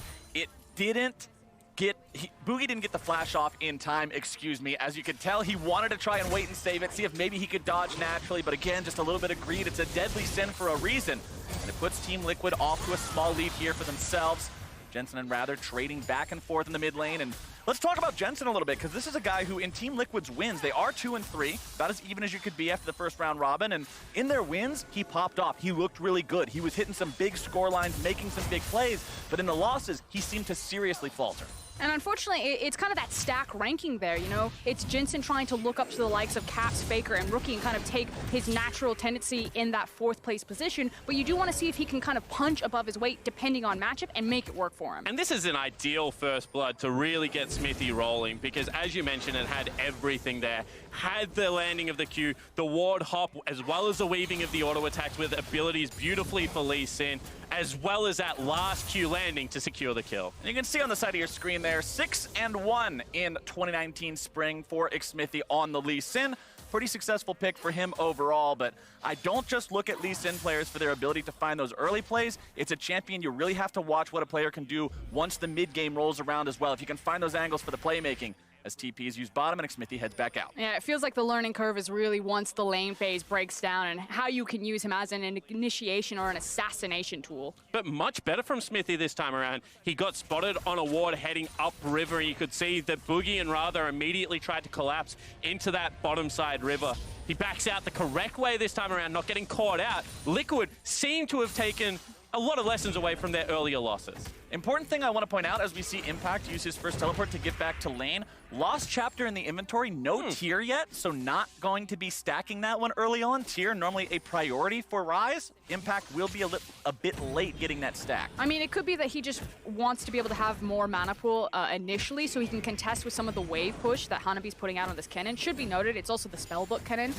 Used his TP, so is now swapped over to the Ignite. So again, if you're trying to compete a bit more with the wave clear that you have the mana pool versus the kill pressure for Kennen. Rather in the mid lane, getting himself away with the claw. Smithy trying to make some sort of a move here, but considering no Dragon's Rage is available, it will be hard. Lissandra is a rather tricky gank target. Oh, bottom lane here. Bottom side, CoreJJ going in for the taunt. Chelsea doing a good job keeping Betty away from that one. Doublelift still going to find some good damage down onto him. Not quite enough to detonate the plasma, but still good enough to get some solid damage there. Boogie and Xmithie both going to be in this bottom lane now. Boogie coming over the wall. Xmithie could be in some trouble. Finding the Sonic Wave, having a flash away. CoreJJ thinking about maybe following this one up, but will back away instead. Health bar is not good for Team Liquid here. Yeah, it was also the fact that Rather was cheating down towards the river, so they knew that maybe they look for the engagement tool, but unless they can instantaneously burst someone, and you're still looking at a Tahm Kench with Cleanse there, that Lissandra's going to very quickly be on top of you. And I want to continue kind of the narrative of the item builds in the top lane because I don't think it's only Impact that's got a slightly strange item build. We're going to see the Proto Belt coming out. Hold that thought for 1 minute. Maybe Xmithie getting invaded here, bottom side jungle. Remember, he does not have his flash. Was used in the bottom lane play where he found himself in a rough spot against Boogie and the bottom lane of Flash Wolves, but Flash Wolves not going to invade this one any further. Xmithie wanting to get that level 6 as soon as possible. Very close. And I want to kind of talk about why, before we jump back to the item builds, why this bottom river is so dangerous for TL. Now that you have access to Abyssal Voyage, as well as Rather making sure he's getting the rotations with Lissandra, this bottom river becomes Flash Wolves territory. It is really difficult for TL to find their window to move up in here safely. Team Liquid are trying to contest this Mountain Drake right now. It's 4 Flash Wolves in the pit. Drake at about 2K. Jensen's made his way forward. It's going to be Chains of Corruption down now onto CoreJJ. Going to be blown up instantly. Xmithie over the wall. Able to find a nice kick onto 3. It'll be a 1-for-1 as Rather's taken down. Xmithie sacrificed there as well. Doublelift low HP, low mana. Hard for him to go in for this one. Jensen still plenty of resources to work with. Wants to snipe somebody on the back end of this fight here. Able to find some damage. Shall see one more auto attack would finish him off, but Jensen won't be able to find it. And that means no more Flash Wolves dying just yet. Jensen's still thinking about it. Maybe he can go forward. Maybe he can find something. Flash into the distortion. R means he's got it, and that is 2 over to TL's mid lane. Yeah, so TL tie up that skirmish, but more importantly, force them away from the Dragon, the area that they had so much control over before they started up. As we take a look at this is actually only 3 members of TL having to come up and try and contest. And it's just hero plays here. Xmithie, it looks amazing, because right now for Flash Wolves, you're like, oh no, it's over. But to find this type of hero kick, locks up 3 members, and then Jensen perfectly timed on the backside to have the follow-up damage. Yeah, and didn't have the ultimate available, so no double distort. Could have been much worse initially for the Flash Wolves lineup. And you can see right now, Hanabi being forced out of lane. And I just want to go back to it. He's going Proto Belt. That's the team fighting build. He's got himself the Spellbook as well. He's trying to weather a tough lane. If he wanted to contest this, you would expect to see maybe a Gunblade, have the sustain option there as well as that 1v1 kill potential. Gunblade plus Cannon Ultimate plus Ignite should be enough for an early kill against Rise, but Hanabi just doubling down on what the Flash Wolves do well, and that's team fighting. Smithy grabbing that bottom lane. Scuttle Crab gets him up to level 7. You can see Boogie had only just hit level 6 after taking his red buff. Xin Zhao not having the disengage from his ultimate could have potentially saved one of the Flash Wolves' lives during that river fight in the bottom side, but considering it wasn't there, was not an option. Doublelift going to continue pushing up the bottom side now. You can see a nice CS lead, the biggest in the game actually being built by the Team Liquid bottom lane, despite the fact that Core JJ fell early. Doublelift is still doing a good job managing this CS, as now Core JJ and Xfinity look to make the play onto showC. Doublelift coming in with the killer instinct. The burst damage comes through. Boogie's looking to make his way into the fight now. Can they turn this one back around? Answer's going to be yes for now. Boogie manages to make it a 1-for-1, rather over the wall, looking to find even more damage, locking down his opponents, and Doublelift will be eliminated. Jensen now having to run himself away. Core JJ at only 100 HP, and Flash Wolves get a 2-for-1. And Boogie arrived just in time. TL there bit off a bit more than they could chew. The Flash Wolves close it back up, but still, it's this very tight race of who's going to control this river first, who's going to get access to this mountain dragon. Yeah, and you can see that showC looks like he's caught out of position, but junglers every single time this game have converged on bottom side river. Boogie gets a very nice flash into the knockback, stops Core JJ's ultimate, and whilst it looks like Jensen is here first because there's only full health members, can't turn and fight, and that means Rather can clean up the gank. And this is already a better game here from the Flash Wolves than the first time we saw them play against Team Liquid. Rather going to be taking some damage there in the mid lane. Nice save by showC, keeping Rather alive. And he'll walk away from that one. But yeah, the first time they played, I mentioned in Champion Select how there were no objectives taken by the Flash Wolves. They only got a single kill in that game, and it was at a 20-minute Infernal Drake fight. They're staying blow for blow here with Team Liquid. Yeah, it was a really crappy Nocturne game. Like, it was where, you know, Boogie was looking for Nocturne ganks in the mid lane. Smithy was there. Okay, that one didn't work. Let's look for one around the Rift Herald. Smithy was there. Okay, that one kind of sucked as well. However, this time around, the more early game focused jungler is really helping out the Flash Wolves lineup. And I love the fact that TL seem to have finally found their window. They know that they didn't have the didn't have cooldown on teleport, and he was back, so Jensen had priority in that mid lane, and suddenly TL swarmed this river and quickly snatch away this dragon. First Mountain Drake on the board for Team Liquid, as now it's going to be a 1v1 here in the top side, quickly going to turn into a 2v1. Impact trying to get himself away, and he will do it with a nicely timed realm. Yeah, Hanabi so aggressive that he kind of flashed over Impact there and missed a lot of the damage as the gank was about to register, so credit to Impact already rushing the Merc Treads. Very hard to tie this Rise down as the cannon at this stage of the game, just able to walk this one out. Does have that tier in the inventory now too, so only a slight delay on that for the Archangel staff overall. Is going to still be going for the standard Rise build you would expect. Now going to be trading back and forth with Hanabi here in the top side once again, finding plenty of damage here on the Rise. So much DPS potential from a mage like that, as Boogie and Xmithy could potentially get into a fight over this control ward here, but when Rather shows up, it's a fight Xmithy doesn't want anything to do with. There you go. There's no reason to take that. Look at Jensen. He's under his tower. He'd rather clean up this CS and walk over and grab his blue. You can see, again, the jungle is just always on the same side of the map. You can very much tell that the early part of the stage was about gaining an advantage for the key match of this game. It's going to be Doublelift versus Betty in a lot of the team fights. Both of these teams do like to group around objectives, do like to show that they're able to outposition and then out-team fight you. So, you know, let's secure advantages. And it didn't really go either way. Now, as they try and get their split-pushing threats ahead, back towards the top side, back towards the Rift Herald, that next objective. Yeah, and that's a big curious point for me. It's the fact that with this type of composition that TL put together, they can look for a 1-3-1. And again, if we have kind of these two different buckets of teams at this tournament, it felt like Flash Wolves and TL were kind of your 1-4, your 5v5 teams. Sometimes they look for a 1-3-1, but not in the same way that IG or G2 would. My eyes are on how Jensen and Impact can rewrite that narrative and change it on the MSI stage. And whilst both of the teams do 1-3-1 quite well, it's the collapse that you need to be afraid of. Because when you have a look at it, Rise with that Realm Warp, as well as Jensen on the flanks with the LeBlanc is going to be able to snipe out individual members, catch up the stragglers. Once again, converging around the big objective on the map. Now, however, Flash Wolves once again look to contest. TP's coming in. Rift Herald going to be taken down very low. Boogie going to be the target here at the start. Core JJ looking to find some sort of a fight on the opposite side. It's going to be slicing Maelstrom into the middle of multiple people. Boogie going to be killed off first. Going to find a kill on a Doublelift before he goes, though. Core JJ going to be the next target. Xmithy already fallen now as well. 3 dead on the side of Team Liquid.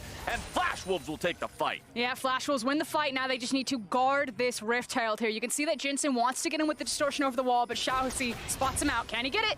showC just playing bodyguard bodyguard trying to go forward there, see if maybe he can chase Jensen down, get the Devour, but he won't be able to. What's nice is while multiple members of Flash Wolves are trying to guard this Rift Herald, you can actually see the impact was in the mid lane, getting some chip damage on that mid lane tower, and again, continuing to accumulate wealth as this rise. At the same time, Hanabi rotates into the top side of the map, starts doing the same thing there. So really, Flash Wolves come out much further ahead from the exchange. They pick up the 2 kills, but they also deny this Herald. Taking another look at this one, you said that it was going to be about the big 5v5s, and both these teams were primed and ready to go for it. But it was the 2 flanking options of Flash Wolves cutting off the solo laners of TL. That teleport on the control ward meant that Jensen, meant that Impact could not join the fight, and they also couldn't stop the engage. And this is the point of the game where last time, Team Liquid pulled ahead and stayed there. It was the 13-minute mark or roundabout there where this game fell out of Flash Wolves' hands the first time these teams met. Once Liquid got ahead, they never lost that lead. But now here we are, 16 minutes into the game. Flash Wolves has a minor but still apparent lead of a few hundred gold. They stopped their opponents from getting that Rift Herald and securing the Eye. Yeah, you got the kill, but it's worth, what, 100 gold at that point? It's not that big of a deal. Flash Wolves are looking so much better this time around. I'm impressed with how they played so far. But they have very clear kind of a telegraphed playstyle of how they want to play this out. Jake talked about the itemization choices from Hanabi, that this is the team fighting Kennen versus that side lane Kennen. So again, it's this idea of the 1-4, I'll hold it. Smithy's in some trouble, knocked up into the air and beaten down by the spear. Boogie makes sure he grabs himself another one. 4-2 and 2 on this Xin Zhao. It's about this aggression and knowing that you want a 5v5, that you're looking to constantly find skirmishes, find fights, and that Flash Wolves will keep throwing it at you. Whereas TL have options that they can try to match the 5v5 with their Kai'Sa, Galio, Ryze composition, or they can play those side lanes with Jensen and Impact. And this is crazy because Impact's hitting the turret. If they want to rotate Hanabi to the fight, just don't take the fight. Back off the blue buff, take the turret, you know, play that slow macro game. But this was the criticism of TL, that they just love the 5v5 themselves, and that if you go to an objective, they'll randomly group around you, even if they don't necessarily have the tools, and still try and win. All right, let's take another look at the fight down here. Or should I say the pick, where Smithy finds himself in some trouble. And this is what I'm talking about. Hanabi just gets the cheat, the quickest way through vision and get to the fight first. Meanwhile, Impact has thrown out no skill shots at all on the Ryze. And I would love to see TL just slow the pace of the game down. So, you know what? We don't have to take every 5v5, every 3v3. We have the superior split pushes. Let's go into a traditional 1-3-1. And that's what Team Liquid likes to do, slow games down. This team actually has an incredible first turret rate in regular North American LCS play. However, that's still a very slow time for their average first turret take.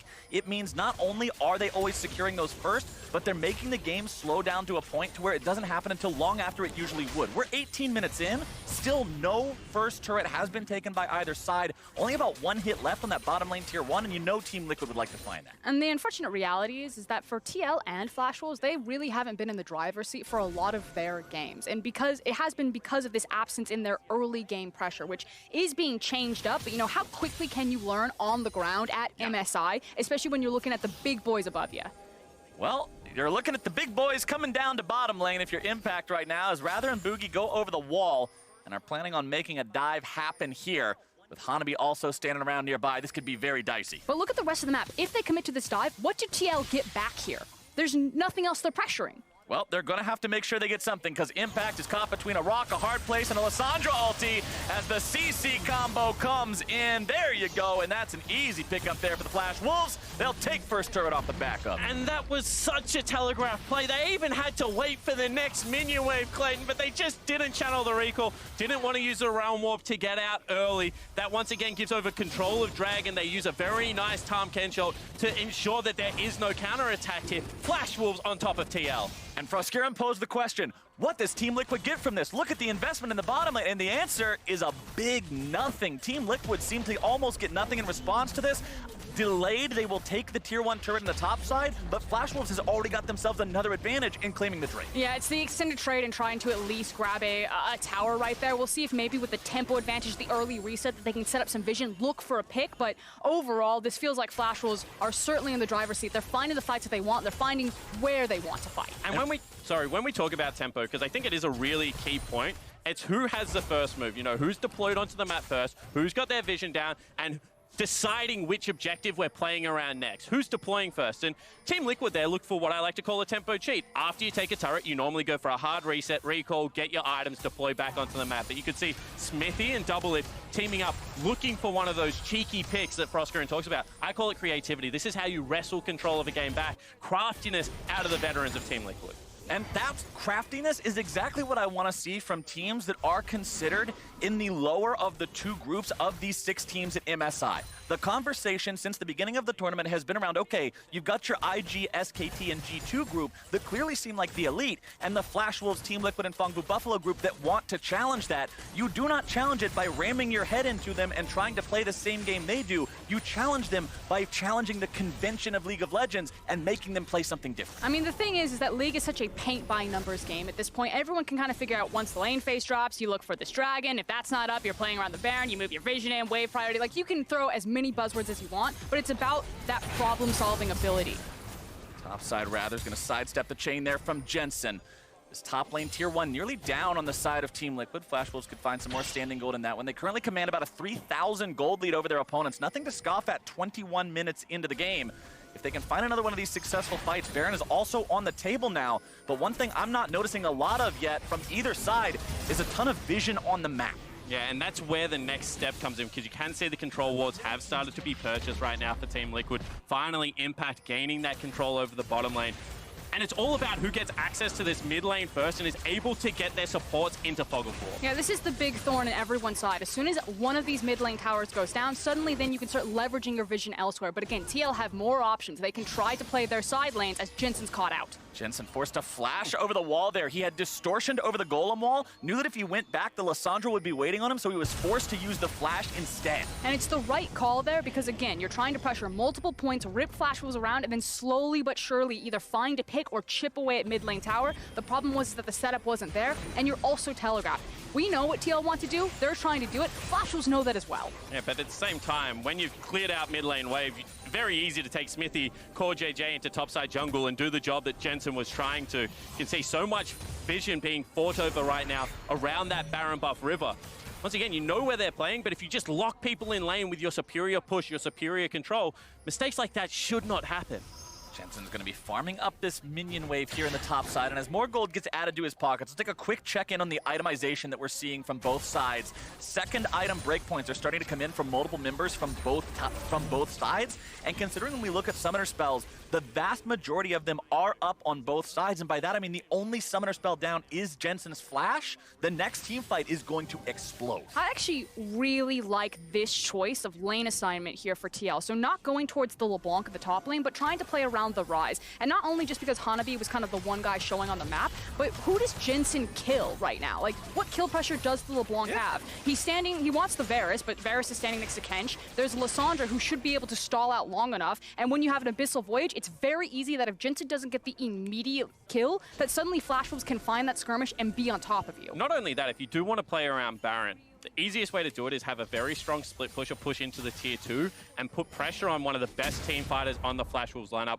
which is the Kennan. You can't push that far unless you have vision, so you need your trio from the mid lane to come secure that for you. Now, it means that Impact will feel a little bit safer as he pushes up, and I expect the next wave for TL to actually either, well, it's going to be a hard reset. I was going to say vision over the top side, but doesn't look like they have the vision for it. You know, no trinkets available here, running out of control ward, so they instead have to go for a full back. And as they back, that's the signal for Flash Wolves to move up, clear some of the Team Liquid vision out of this neutral territory, place some of theirs down in that frontal part of the Team Liquid jungle, and maybe put some damage onto this tier 1. I think it's the call about the Mountain Dragon. You know, maybe TL trying to think ahead that if we have double Mountain, yeah, we lose some damage here, but we have the full reset for the Dragon fight that's spawning in 15 seconds, so maybe we cheat that one away, lose the mid lane tower in short term, but have the long term of a possible Baron burn with Kai'Sa double Mountain.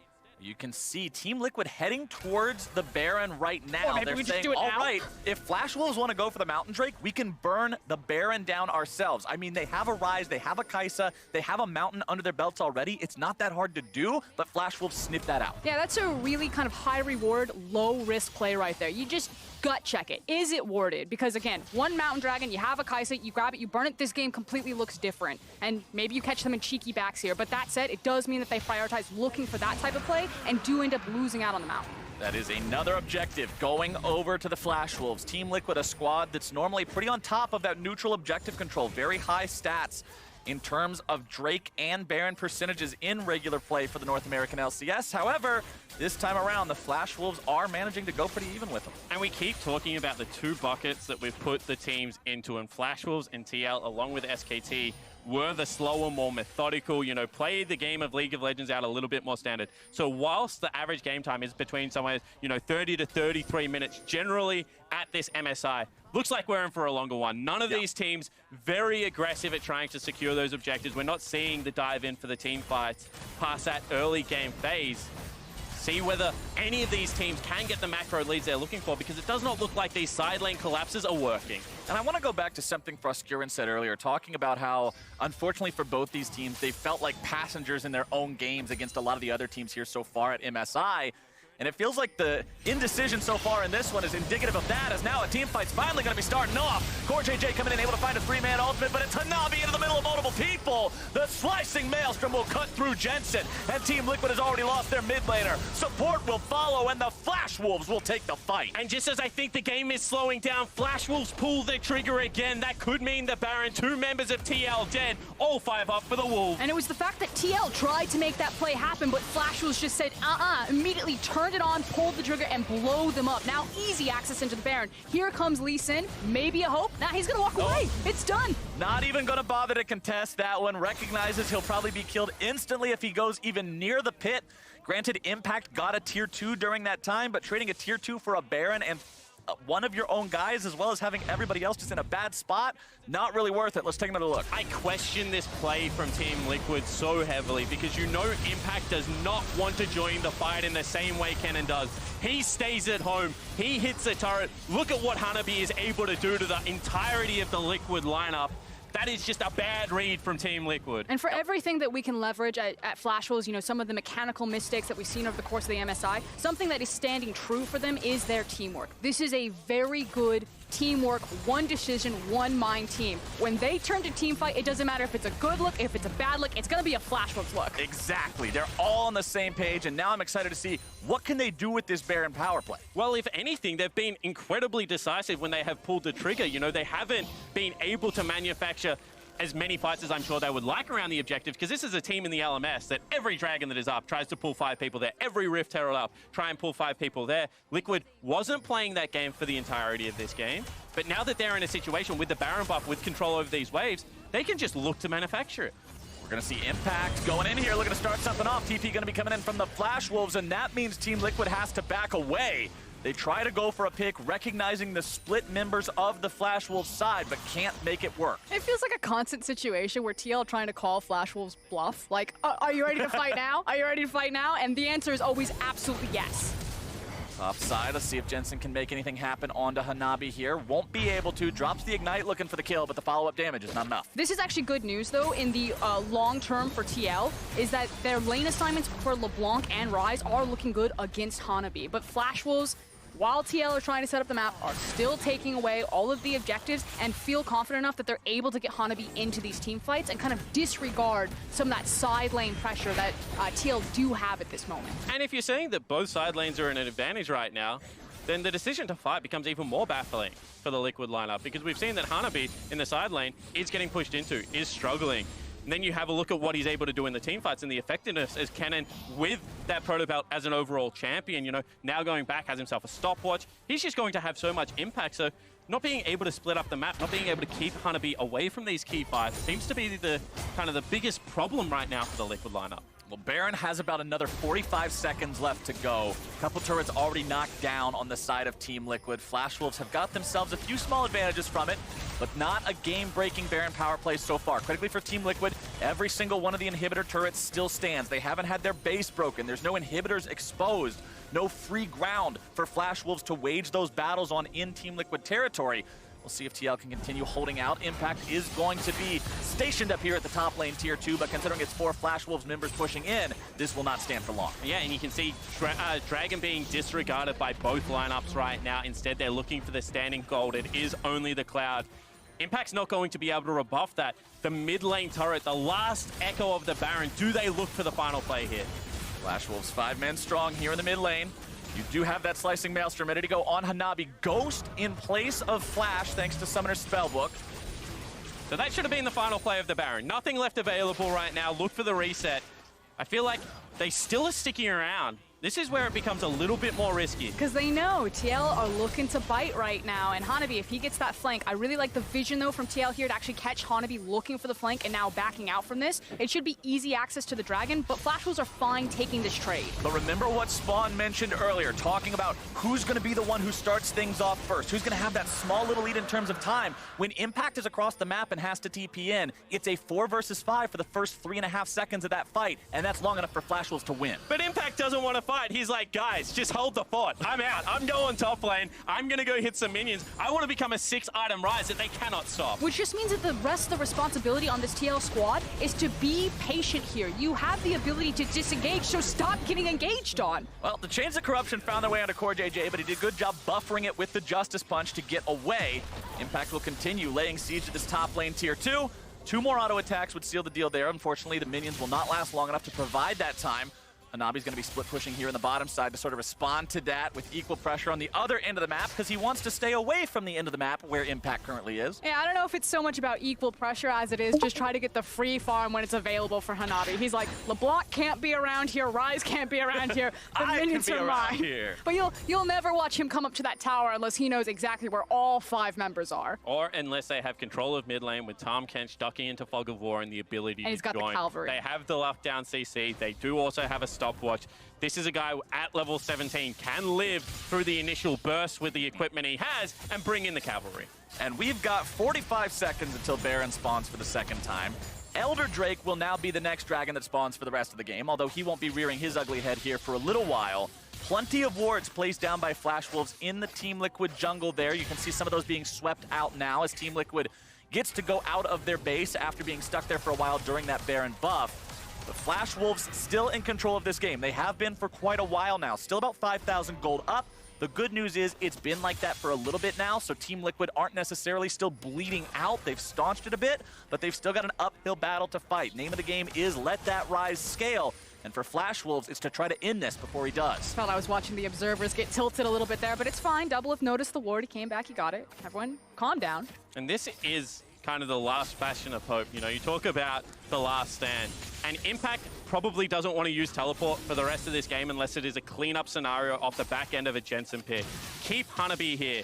You only get so many bad decisions against a 1-3-1 comp. You know, you teleported the first time, sure, you got the Baron, we took a turret. Well, next time we're going to start breaking the base. You make one more, I'll just end the game. So Hanabi has to ensure that the fight has very much started in a decisive fashion for the Flash Wolves before he can even look to leave this lane. And while I agree with you, Spawn, the one thing, or the caveat that I want to put on that is that it's TL's 1-3-1. Like, if it's just a 1-3-1 comp, completely agree with the analysis. But right now, Team Liquid haven't proven to me that they can actually punish side lanes successfully with their decision-making here. Well, they're going to punish Boogie as they take about half his HP up, and now the counterattack coming in. Flash Wolves looking to start this one off. TP's coming in from both of the top laners. Core JJ is already going to be eliminated. Double is now going to be in some trouble. 4-man lockdown from the mid laner. It's a double kill over to Betty, and the Flash Wolves will rend Team Liquid asunder. And once again, that might be the Baron. Instead, they actually ping out mid lane wave. They could just look for the end. It's only Jensen left standing. Flash Wolves have not missed a knockout stage at MSI before for every time they've been a part of the competition. Team Liquid have never made it past groups in international competition. Team Liquid were off to a lead against Flash Wolves earlier on in this tournament, going 1-0 the first time they fought. But now Flash Wolves are in one hell of a spot to tie things up. Nexus turrets fall, Nexus under siege. Flash Wolves win! And in the battle for fourth, the LMS will not be forgotten. You think this is done and dusted? TL, North America, guess again. Get the salty tears out, because this is not a free ride. LMS striking back as the second round robin begins. Flash Wolves fans were rightly concerned during the first half. 1-4 was not the kind of record they were hoping for, but coming back and taking down Team Liquid like that, your most likely primary contender for that fourth place spot, has got to feel good. And when you see the way in which this game went, you know, Flash Wolves playing flawlessly towards win condition. Every objective they could force Team Liquid to go towards, they fight. Versus Team Liquid's inability to stick to the plan to allow Rise and LeBlanc to side lane was huge. Doublelift looked shell-shocked there. Yeah, this is not a place where Team Liquid wanted to find themselves. Remember, we heard Doublelift's confident interview just a couple days ago talking about how they felt like they were one of, if not the best team at the tournament. They said, yeah, we're going to go in, we're going to smash, we're going to win. This is going to be how we play. Things are going to be different this time. But now to lose to Flash Wolves, a team that you beat so handedly the first time around, Team Liquid's got to go back to the drawing board and really look at the mistakes in this one. And frankly, it kind of feels like two different approaches here. You had TL, who tried to find the adaptation. They grabbed the Lee Sin, they were trying to play into their side lanes, they're playing more for the early game. You know, they're trying to bridge that gap. Whereas on the other side, Flash Wolves just went back to comfort. They grabbed the Zins out for Boogie. They had the Lissandra for Raz, and they said, we don't need to change anything about us. We just need to keep doing what we do best, which is fight you. And remember how the game started? It started in such a great way with that solo kill for, you know, one of the most struggling members with these decisive plays in the bottom lane. It looked like they understood where they needed to get ahead, but Flash Wolves just had the read and the ability to get there and be able to clean up these early fights and then eventually get the cannon involved. Swung the momentum. And for all I want to credit Flash Wolves for these team fights, again, they're one brain. When they turn, they all turn together. They move as that cohesive pack. TL picked so many bad fights. They had the side lane advantage. It never worked out for them. So yes, Flash Wolves, they grabbed the throw, but that was still a massive chunk from TL. And this is another 0-2 day here for Team Liquid. After starting off 2-0, after inspiring hope for North America on the first day, things have been looking a little rougher here the past couple. They've really got to make sure they turn things on here soon. There's 2 days left to play for this team, and they've really got to find every win they can now. And on the flip side of that is the fact that Flash Wolves are now playing their way back into a disastrous tournament. Day number 1 did not look great for the Flash Wolves. The LMS squad, you know, we were having the conversation, when does the VCS overtake the LMS region and claim that bye in the play-in stage? Well, at the moment, Flash Wolves seem to be very much heating up as this tournament progresses. When does the VCS overtake the North American region? Hey, let's not get ahead of ourselves here. Let's not get ahead of ourselves. I'm just pulling up Reddit comments right now. The graph, the gold graph there actually looked eerily similar to what we saw the first time these two teams played, just the opposite. Team Liquid, as I said during the game, pulled ahead at 13 minutes and stayed there in game number 1. This time around, it was Flash Wolves pulling ahead around 14, 15 minutes and just staying there. You saw how red the gold graph looked. Flash Wolves in control, never lost it. MasterCard is putting the best esports fans in the spotlight too, though, during this competition by surprising fans of the day with official Riot merch. These 3 Hanoi natives are cheering for Team Liquid, SKT, and G2, and today they could celebrate with some Wukong plush, courtesy of MasterCard, and we'll see if it's the SKT or G2 fan that can smile after our next game as their favorite players clash in the mid lane. Yeah, and the next game is so important, I feel like, for both of these teams. Coming off disastrous losses, whichever way you want to look at it, in very recent matches, going to be another momentum shift. And showing that we just saw the fight for 4th there, that is not done and dusted, that there is still a lot of fire there and still a lot of conversation. The same thing can be said about the battle for 2nd. You know, Korea versus Europe. Who can actually really just stamp their mark on that one? We might be in the back half of group stage now, but it has only just begun. When we return, it is time for SKT versus G2, the battle for control of 2nd place. Don't you dare miss it. We'll be right back. Boogie's looking to make his way into the fight now. Can they turn this one back around? Answer's going to be yes for now. Boogie manages to make it a 1-for-1, rather over the wall, looking to find even more damage, locking down his opponents. Jensen's still thinking about it. Maybe he can go forward. Maybe he can find something. Flash into the distortion. R means he's got it. He's coming in. Ripero going to be taken down very low. Boogie going to be the target here at the start. CoreJJ looking to find some sort of a fight on the opposite side. It's going to be slicing Maelstrom into the middle of multiple people. Boogie going to be killed off first. Going to find a kill on a Doublelift before he goes, though. Indecision so far in this one is indicative of that, as now a team fight's finally going to be starting off. CoreJJ coming in, able to find a 3-man ultimate, but it's Hanabi into the middle of multiple people. The slicing Maelstrom will cut through Jensen. Well, they're going to punish Boogie as they take about half his HP up, and now the counterattack coming in. Flash Wolves looking to start this one off. TP's coming in from both of the top laners. CoreJJ is already going to be eliminated. Doublelift now going to be in some trouble. 4-man lockdown from the mid laner. It's a double kill over to Betty, and the Flash Wolves will rend Team Liquid asunder.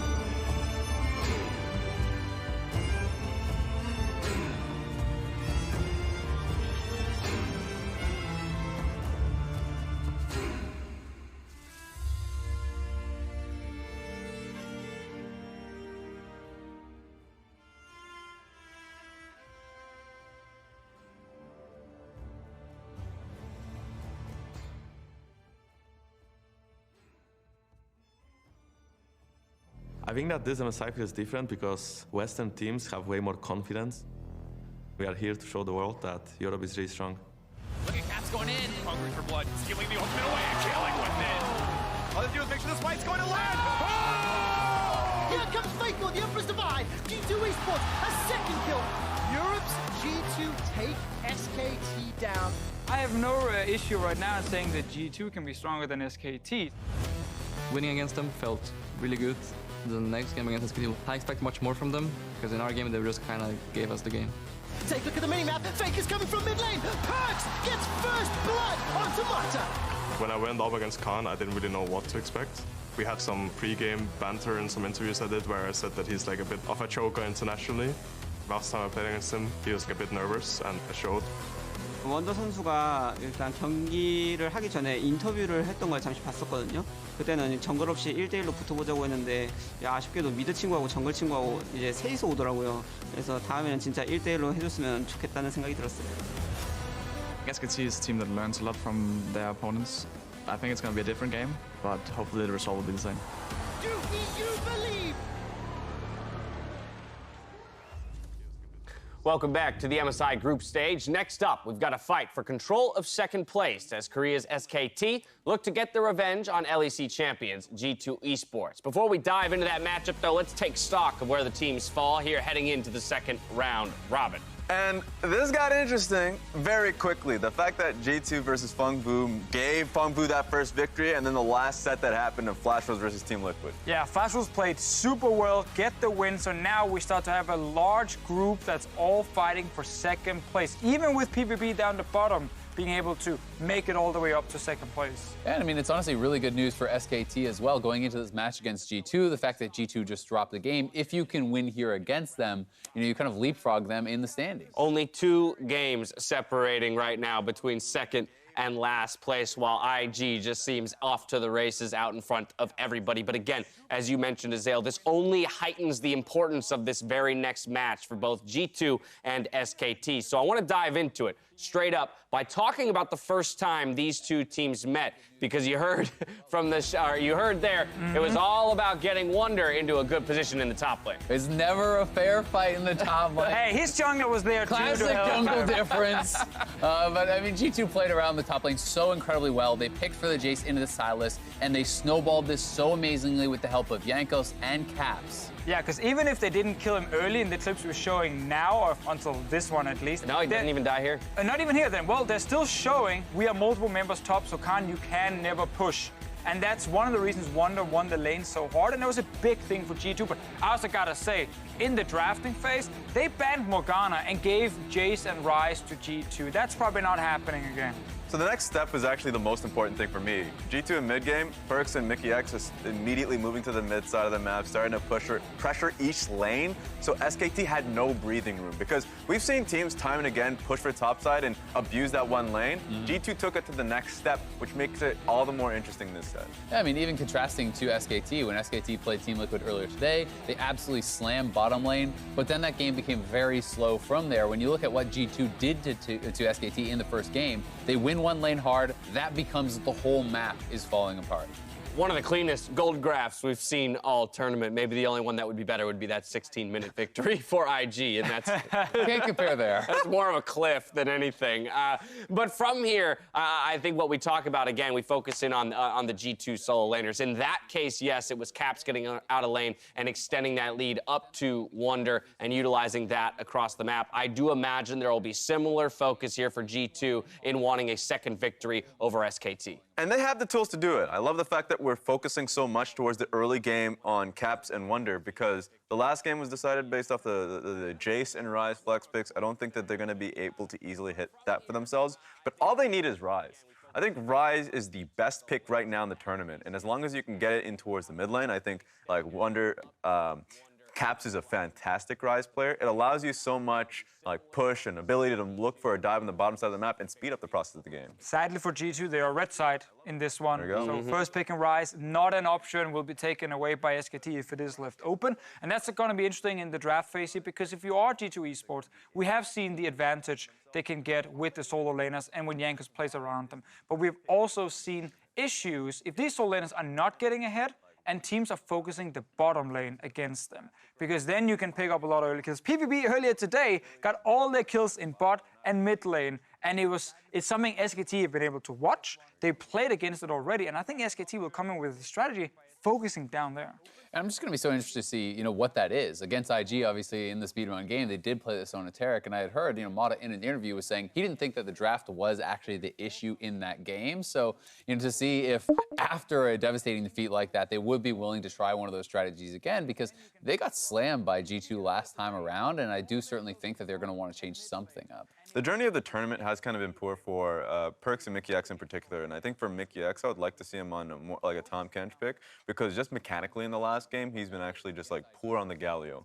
And I think, A, we want to see them empowered in the bottom side of the map, so Varus and Tom Kench would make all the more sense. Ezreal is another go-to here, so I just want to see G2, especially with Teddy and Mata starting to play up, to get the proper picks for themselves. Yeah, and we have seen the Tom Kench twice on red side now for G2. It's kind of the safest blind pick support you can grab in a draft if you want to then focus on building around solo laners. So it is very likely you're going to get it, and it might make a lot of sense for them. So I have a question for the side of SKT, because we've just talked about for G2 finding a lot of success going up into that top lane and extending it across the map. However, where they fall down is when attention is thrown towards the bot lane for G2, and Perks and Mickey X find themselves in a hole. So for SKT, if you're the coach and you're talking to Clid about a game plan here in this, of course, we don't have the benefit of champion select to look at, where would you want to attack or defend? I don't even got to talk to him. He knows exactly what he needs to do. Like, Clay has been on top of his game so far this tournament. He's been focusing on top lane earlier on in these games, so he's always been setting Khan up to succeed. Khan is never being left on an island. That's just not has been the case here. So early gank topside, or just being able to get Scuttlecrab control top before he starts leading him this path towards bot side of the map. So for SKT, that's where I want to see Clid go. I mean, I'm honestly of the other side of the argument. I think that against TL, they were very effective at attacking the bot lane. I think that G2's bot lane has been their bigger weakness, and I would love to see Clid down there. Some final thoughts as the teams load into champion select, and with that, we're going to toss it over to our casters for the call. Thank you very much, gentlemen. We are into champion select for this rematch between SKT and G2. First ban coming through of this one is going to be the Taric from the side of SKT, so obviously not looking to play the Taric Sona here again, as Ryze is banned out by G2. You heard the Des talk about it. When you're red side, it really hurts to give that one away on first pick to blue. Certainly does, and I think that a lot of lessons being learnt from the first time round, because we can see Sona Taric being taken away, but also just a lot more focus being put on the solo laners. They mentioned it on the desk. Morgana ban just made little to no sense at the best of time. Is a little bit flexible with some more mid lane picks being shown, but I think that that's an area that SKT certainly want to attack. And depending on what comes out here for G2's last red side ban, if that's something like the Sylas, like there's the Rek'Sai, you get rid of virtually all of the flex picks. Like this could actually just be a game where all of these power picks that feel like they're coming up in every conversation, that they're dominating every single game, now don't exist. This has to be a Jace pick, because we've seen all of the flex picks gone. We talked about the big 5 of them. 4 of them are gone. Jace only available. This must mean that G2 have something prepared for the pick. And remember, it was Jace that was played by G2 the last time these teams went head-to-head. The Jace and Elise top lane and jungle combo made it so hard for SKT's top lane Sylas to do much of anything. You don't exactly have the best ults in the world to steal there. But Jace locked in here for Khan. And now let's theorize some counters, because Malphite's been seen a little bit, especially in Korea. Then we had maybe Poppy being picked up as one as a tank. Jake, I don't think the EU fans can take much more than this. Don't start saying Malphite. Poppy has been something that's been theorized that wins the matchup. You can survive potentially if you go something like an Ornn, but none of them are really wonders. Realhouse, he's much more of an aggressive top laner, not having picked up his champion yet. But just food for thought as a draft progresses. How do you know he hasn't picked up his champion yet, my friend? This is okay. G2. Yeah. This is G2. My bad.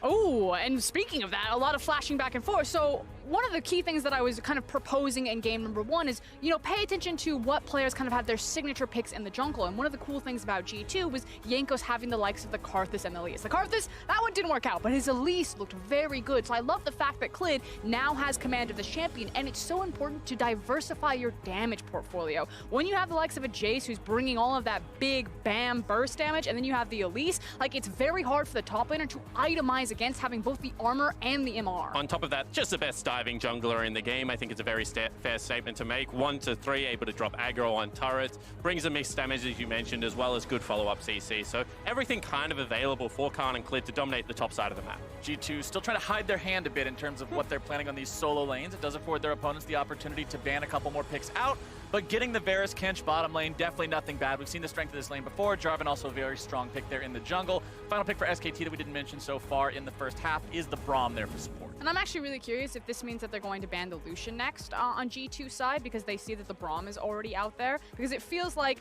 Perkz and Mickey have now kind of waved the white flag, or if they haven't yet, please, boys, do, because you're starting to feed a little bit down there in that bot lane, and Teddy and Mata are starting to play hyper aggressive. We saw in their last game against TL, they are ready to play kill-oriented lanes down there. Yeah, and when I was watching the game with Papa Smithy yesterday and we saw Kalista picked up against TL and they were able to build that huge advantage, he was just so happy because Teddy is a joy to watch on the champion. One of the best Kalista players in the world, I think it's very fair to say. I would say even better than Betty here at this tournament, so probably the best Kalista player here at the tournament as well. So, you know, getting rid of that, getting rid of a lot of the kill threat. Oh, baby, it's locked in. That is Pyke, and yes, ladies and gentlemen, it is locked in on the same roster as Tahm Kench, and no, ladies and gentlemen, it was not with no time left, so we're going to see Champion Select remade. So frustrating. That's a Pyke. Tell me, Pyke, Caps has played it, I think, is that right? Yep. Yeah. Mickey has played it, Caps has played it. That said, whenever G2 locks in a champion like that, I'm like, probably Wunder can play it.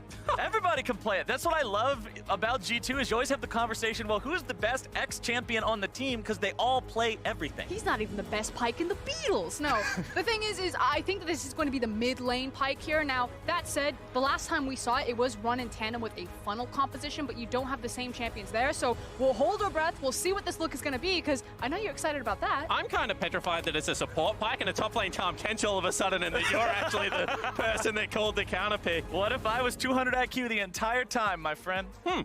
Well, SKT is going to grab themselves an Azir for the mid lane. They're going to grab themselves a Misfortune for bottom side. Teddy's going to be on that one, as the final pick for G2 Esports will be the LeBlanc. And funny enough, joking about the top lane Pyke, and sure, Wunder could probably play it. Well, you might see Wunder play it. I want to just wait until 20 seconds, because I've also seen Wunder play LeBlanc into the top lane, so I'm gonna look over at SKT. What do we got? We got a nice Misfortune down there. Again, very dominant 2v2. MF is such a difficult champion to deal with in the lane phase. If you haven't kept up with her build paths, her level scaling, she usually likes to max W now, and she'll start with W in lane and then abuse that movement speed through the strut to really get these cheeky pot shots off. Yeah, you're going to see press the attack into Blade of the Ruined King, most of the time into pure lethality after that. Ultimate still packs a punch, but as you mentioned, it is that lane dominant focus. When you start changing up the draft, when you've got a Pyke top lane coming into Summoner's Rift, you abandon the early shut down the Pyke strategy that you thought was going to come down. You start camping around Teddy and Mata. They've got a great bottom lane to do it. Solo queue players, brace yourselves for what is to come, because G2 is once again rocking the meta boat, throwing Pyke up there into the top lane. Should be fun to see exactly how they're going to use this one. For those of you that did not watch the LEC playoffs, the final there, where G2 took down Origin in record time. Game number 2, we got to see some Pyke and Morgana bottom shenanigans, but this time around, he'll be on the opposite end of Summoner's Rift. This team is so much fun to watch, man. They certainly are, and they always just have something spicy in store.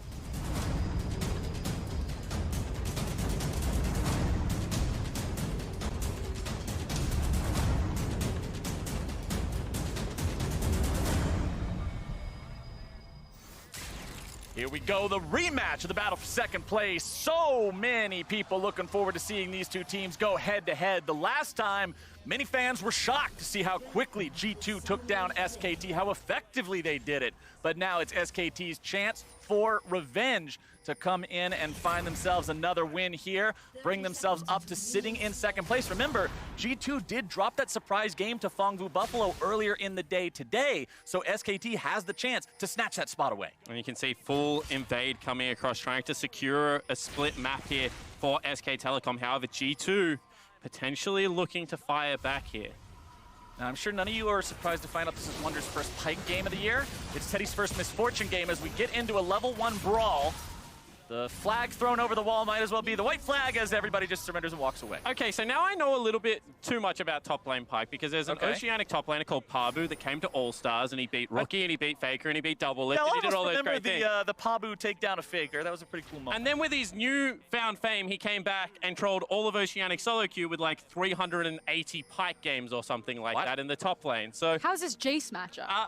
I don't know, but obviously... can we get Pabu on here? G2 think that there is something here because I've talked to Vedius and I've talked to Deficient, I've spoken to yourself, Froskuren, and one of the things that is applauded about this European Hope is their ability to find counterpicks where other people don't think there is one. And in that same vein, they also ran a Vayne into an Akali and got absolutely blasted. So I'm just on the other side. Creativity is a double-edged sword. That is absolutely a fact here. We'll see how this one plays out as Khan will, as you would expect, take control of this lane early on. Wonder if he's working out. He's like, all right, don't point the hammer at me. I'm just gonna relax. To be fair, of course, Jace gets to do that. Not many champions in League of Legends start with multiple abilities at level 1 because of how he can change between cannon and hammer form. All right, I want to keep track of how the junglers decide to play this one as well, because Pyke is actually nasty for gank assist. The ability to have both the pull as well as the stun to follow up. When you have a jungler like a Jarvan, means you can do quite a lot with that one.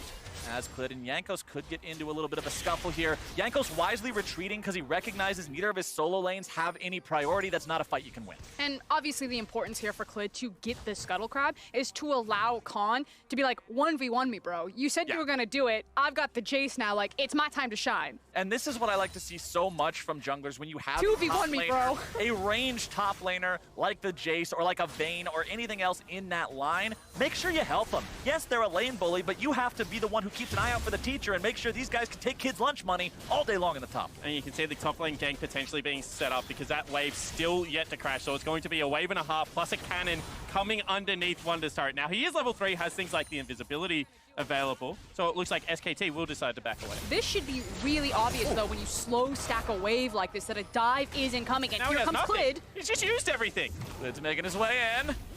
CC coming through, looking to find the damage. A little bit more will do it. Remember, Clid's able to drop the aggro, and there you go. Repel will dodge the turret shot, and SKT walks out clean. Caps is going to walk on over, but he's going to be taken pretty low himself. Will lose the clone there. Clid looking to make the flash into the cocoon play. Caps seeing if maybe there's something else to do in retaliation. Clid taking an extra turret shot means he could be in some trouble here. Wonder coming around looking to maybe make something happen. Caps still in pursuit. Flash into the chains, and here comes the damage. Repel's taking you nowhere. Nice job from Caps to be able to join the top side, but Faker looking for him now will force him away from the mid lane wave. And that is so many resources expended to try and get a cheesy counter pick ahead that I would say ultimately failed. Yeah, and now the question is, does it get back into the game? What happens to Pyke now at this point? Is it just completely done? Caps is looking to find some damage onto Faker here, recognizing how weak Azir is early on, trying to get some good trades. Wonder weaving that Bone Skewer in there to find the pull onto Calm, but not going to get a whole lot of damage out of it. And you know Calm wants to win lane. He's gone back, he's got himself the double battle blades there in the door, and he's got himself a refillable potion as well. Gonna start stacking some long swords for himself. And I'll be interested to see now whether this is Clid. Hold that thought. Nope, no, we're good. Continue. We're good. Whether this is Clid now, just focusing on his misfortune lane, you know, trying to get Teddy and Marta in a winning position, or whether the continual camp takes effect. And I do want to quickly peek in on Teddy. I was checking what he was maxing right now. He's currently level 3. He has 2 points in his W and 1 point into the Q, which is kind of interesting because normally you take the W and then your E, or at least one ability in E, because you make it rain the back caster creeps and then get them low enough that you can look for the double ups off of them. And now I've actually seen this a little bit more in Korean solo queue becoming popular, where you just don't take E at all because it is such a mana drain that you actually just start taking points in QW the whole way up. And E is actually not taken until both skills are maxed out. Not really all that useful in a Braum lane either. And as we're talking about this bottom lane between these two squads, let's remember that when they played the first time, it was actually a 2v2 kill onto Mata's Nautilus for first blood that Mata started. He goes in, gets himself punished. It's not a good spot to be, and G2 end up taking that one. I expect SKT to play more carefully this time around in the bottom lane, but they're looking to play more aggressively in the top side here yet again. Wonder underneath turret, but Jankos is there. A ward will spot him out. That is so cool there from a top lane Pyke. He's basically a souped up Garen, and how he's able to re-get his health back. You know, Garen, he's got his passive, he takes some trades with you, he steps back, and he just comes back full health into the lane like 5 minutes later. Pyke literally just dodges back into Fog of War, and then comes back to the tower full health. Sure, but if your counter pick is down 22 CS and it's cool, sitting under Spawn, its turret, cool. I will take the success of what is happening in top lane over the cool factor of running Garen in a comp game any day of the week. Look at his gear pass. This is the difference between players who play MMOs and wear the gear that looks the coolest and the guy wearing a bunch of goofy stuff. He looks like a hobo, but he's got the best stats for the PvP. That's the difference between my two color commentators right now. But right now, we've also got to be worrying about Khan. Trying to get himself away here. Jankos goes for the flash knockup from the EQ combo. Not going to get it. Instead, going to be thrown into the cocoon. And the burst is there, and Khan picks up the second kill for SKT. It's just a better read from SKT. They are reading Jankos like a book right now. They took the notes from game number 1. They're making sure that game number 2, it is not going to happen. If you turn off the nameplates, it looks like game 1 all over again, but it's SKT this time. And gotta credit Marta, the support of SK Telecom. So much hype of the legendary shot caller coming across. Goes the spellbook. Knows it's an uninteractive lane, but well, now you can use it. You can get up top lane. Baker is the stay-at-home mid laner right now, just slowly accruing that CS advantage. This is just a great bait from the SKT lineup because they're all there first.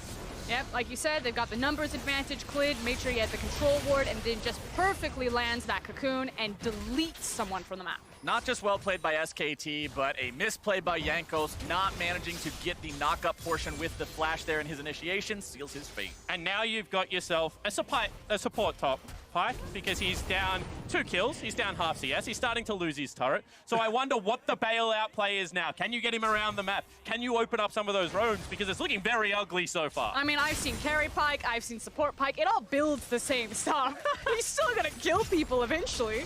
Well, you would think, but right now he's in a pretty rough spot, and Clid's looking to make it even rougher. Wonder going in, not going to find the Bone Skewer, and now that all his spells have been used, it doesn't even matter. The CC is not required. Along came a spider and found another kill. Easy money there for SK. Quick, someone pull up Grab's Twitter. What's the apology this time? Oh no. This is really, like, to take the levity out of the situation, it's a little bit disappointing from a G2 perspective because they've lost their first game, you know, saying that they went for the top lane. They hadn't really practiced it all that much. This time around, you would think that the draft would have been nailed down a little bit more. They deliberately attacked the flex. They forced Khan towards his most played champion. He's a very good Jace player. He knew it was coming. He knew it was coming. Yep. This is a counter pick they have very much prepared, and it is in such a hole. Skill shots missed there, and he still died without any response. Baker trying to fight 1v1 against Caps here in the mid lane. And I do want to point out, specifically because Froscary mentioned that all the Pikes always build the same stuff, we do see the Tiamat early on. Because he needs some wave clear, he's like, well, I'm stuck under my turret the whole time. I might as well try to kill some of these things. So he's going for a farm. Help me. He's just trying to clear him out of the way. It's a rough way to be right now for Wonder in the top side. And look at Khan's inventory, 300 gold off of being able to complete the first lethality item.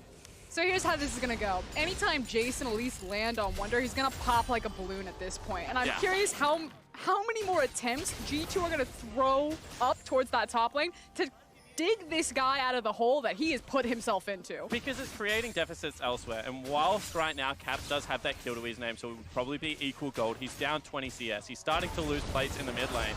Top lane gank. All right, here we go. There's some of that CC Wombo combo I'm talking about. This could be some good money coming in for the side of G2, but a nice flash away will deny that ulti kill from Pyke. That stops not only the normal kill gold, but the bonus you would get from being able to have the assist. And that's the shutdown credit coming in for Jankos. But we can finally see how this is supposed to work. He knew he was going to get pushed in. Yeah, he's got the Tiamat, but you just make sure that you can get behind him, follow up with the stun. It makes easy CC for the flag and drag, and then hopefully that Pyke ult lands. Now we might have a fight coming around Dragon. SKT trying to go for the Mountain Drake. They will manage to secure that one. Chains of Corruption already going to be down, but that is a nice bullet time. Putting a lot of damage into the G2 health bars. Clid wanting to go after Caps. Going to have to settle for a nice plate of frog legs instead. Mickey goes to a watery grave, and SKT take the objective and a kill. Yeah, but he saves his mid lane. A very good eat there by Mickey. But you just walk into a Dragon Pit after making a play on the other side of the map and get decimated. Lucky to only escape with one death. Want G2 to continue to double down around topside because fighting around Dragon without numbers can be risky. And here's the thing, not a lot of people really count for the MF. You don't see her a lot in competitive play. Yeah, she was played a bit into Japan, but the LEC, she was invisible. See if Wonder can make this one happen here again on the top side. Khan going to be thrown underneath the turret, taking a lot of damage, and this will surely take him down, or will it? Yanko's trying to catch up here. Caps wants to come in. He's got the mop and bucket. Janitor Caps, can you clean this one up? Over the wall goes Yankos. Khan still trying to get himself away. Using the stopwatch, that's not going to do it. Instead, just ends up wasting that very important cooldown. Won't get another one of those, and G2 finds yet another kill. Yeah, and G2 are throwing the exact same punch repeatedly. They don't care how far Pyke was put down behind because he's a facilitator for the rest of his team to pick up these kills. Faker now in trouble, potentially. He's got help nearby. Mata making those rotations around the map. As you already mentioned earlier, Spawn, bottom lane wasn't exactly the most interactive thing in the world. He's pretty freed up to go around and do whatever he needs to do around the map. Blade of the Ruined King completed for both of these 80 carries so far, so those guys will hurt once we get into the team fights. Yankos around from the side here, but Mickey Yak's gonna be the one in some trouble. Stunned up, locked down, goes into the stopwatch, keeping himself alive, gonna be going golden. Mata tried to escape with his life, but here comes Caps, and he's got the electrocution for the kill. G2 looking to find even more now as Wonder closes in. Over the wall he goes, looking to maybe grab himself a bone skewer. 999, that's some damage on the enemy jungler. Make it 2. A double kill for the top laner. And ladies and gentlemen, the man is right back in this game. Confident target number 3. Can they get him? Chains are down. He's yoinked around, and there comes your ulti. Faker coming in now, looking to grab somebody on the back end of the fight. Wonder's going to be taken rather low. Couple more stabs will do it, but Faker can't quite make that happen. And G2 are right back in this game. And who's laughing now? Wonder, like you said, right back into this game. He picked up 3 kills for himself right now, still down in CS, but certainly feeling very fat and happy with that goal. Yeah, and this all starts on SKT's kind of terms. You can see Clit goes for the long play around. No vision spots him out. This was a surprise. But at the end of the day, you're brawling against a comp that very much wants to brawl now. They've got themselves the LeBlanc, the Jarvan, and the Pyke. They're online already, and they just continue to run down SKT. And that was a classic comparison of your team's stopwatch versus the other team's stopwatch. We saw Khan use one earlier for absolutely nothing, and you see Mickey X use one right there that results in so much going the way of G2. These are not just kills. Remember, the reason the gold swung so hard for these is because you're effectively getting double gold for each kill because they all came from a Pyke ultimate. That's 3 bags of your cut going over to these different players, and everybody's rich all of a sudden. And G2 just sticking to the game plan. They need it to be bloody. They need it to be action-packed because at the end of the day, you're playing against something like an Azir that just scales so well. So they, you know, even though Wonder falls behind, continue to make plays around and continue trying to build him back into the game. And now we're right there. It's also the genius of the rest of the composition. The fact that you have a LeBlanc, that you have a Varus and a Tahm Kench, where else can SKT really penetrate that onto the map? LeBlanc's mobility to keep her safe into the lane, as well as the fact that Mickey is just going to keep Perks safe. And you can see, again, jungler's bottom. Just sticking to the game plan, and Caps looking to solo out Faker. Not gonna find it though. Faker with some fancy feet, getting himself out of the way from some of the damage coming through from Caps there. Faker still wanting to get himself home. Has barrier if Caps tries to go in and make something happen here. Caps won't get it there. Very low on mana at this point as well. Probably won't be able to find this assassination attempt. But here comes the reinforcements. Abyssal Voyage going to be canceled. Mickey not wanting to go in any further, seeing Mata. Yeah, great bullet time actually from Teddy to stop that ultimate. Of course, any damage registered is going to take it down. Yankos and cleared.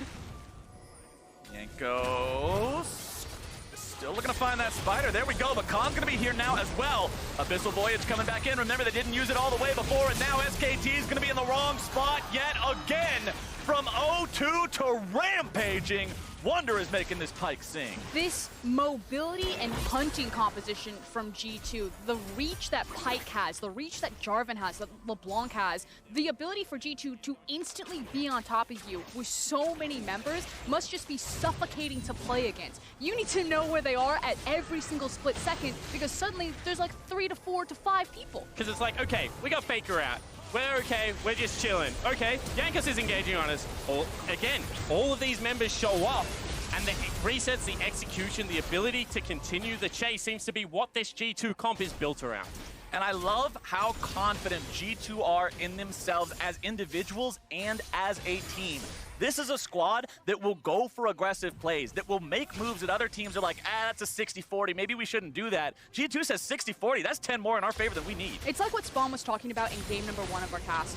It's this idea of the creativity, that they don't play standard League of Legends, that they will change up the tempo of the game, the course of the game, and they will force you to play reactive. They will force you to play on their terms. And now how do SKT wrest control of that back in their favor? Because we saw you know, some crazy comps come out in the LCK finals. Griffin really chucked the kitchen sink at SKT and they withstood it. They were able to scale. They played a lot of similar compositions, you know, control mages with some early game flair.